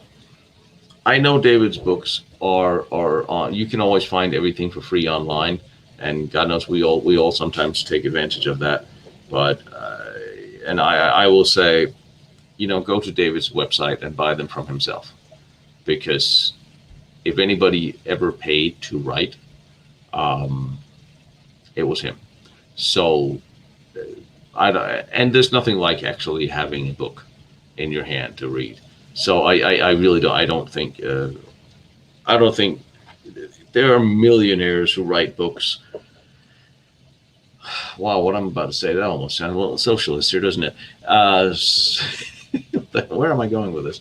What I'm trying to say is pay the man for his books. You can steal my books. I don't care.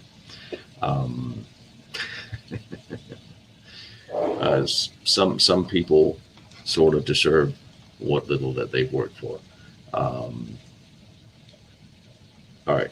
What's buffering? Something's going on. Well, that's okay, because I'm going to go have breakfast now.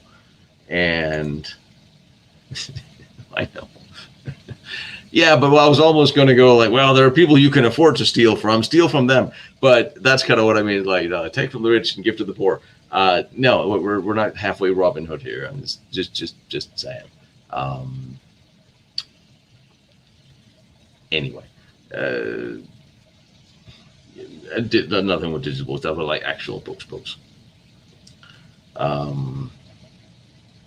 love funniest things. One of the guys shot in a bazaar in Afghanistan a copy of the first movie I did.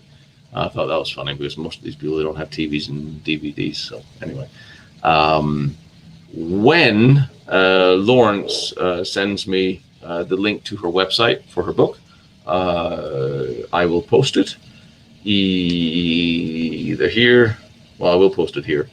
And always remember, photos and documents from the episodes goes on lostbattlefields.com. And if things disappear, they are on my Patreon. I just uploaded a movie on my Patreon, which is a movie that I produced just for fun Sunday.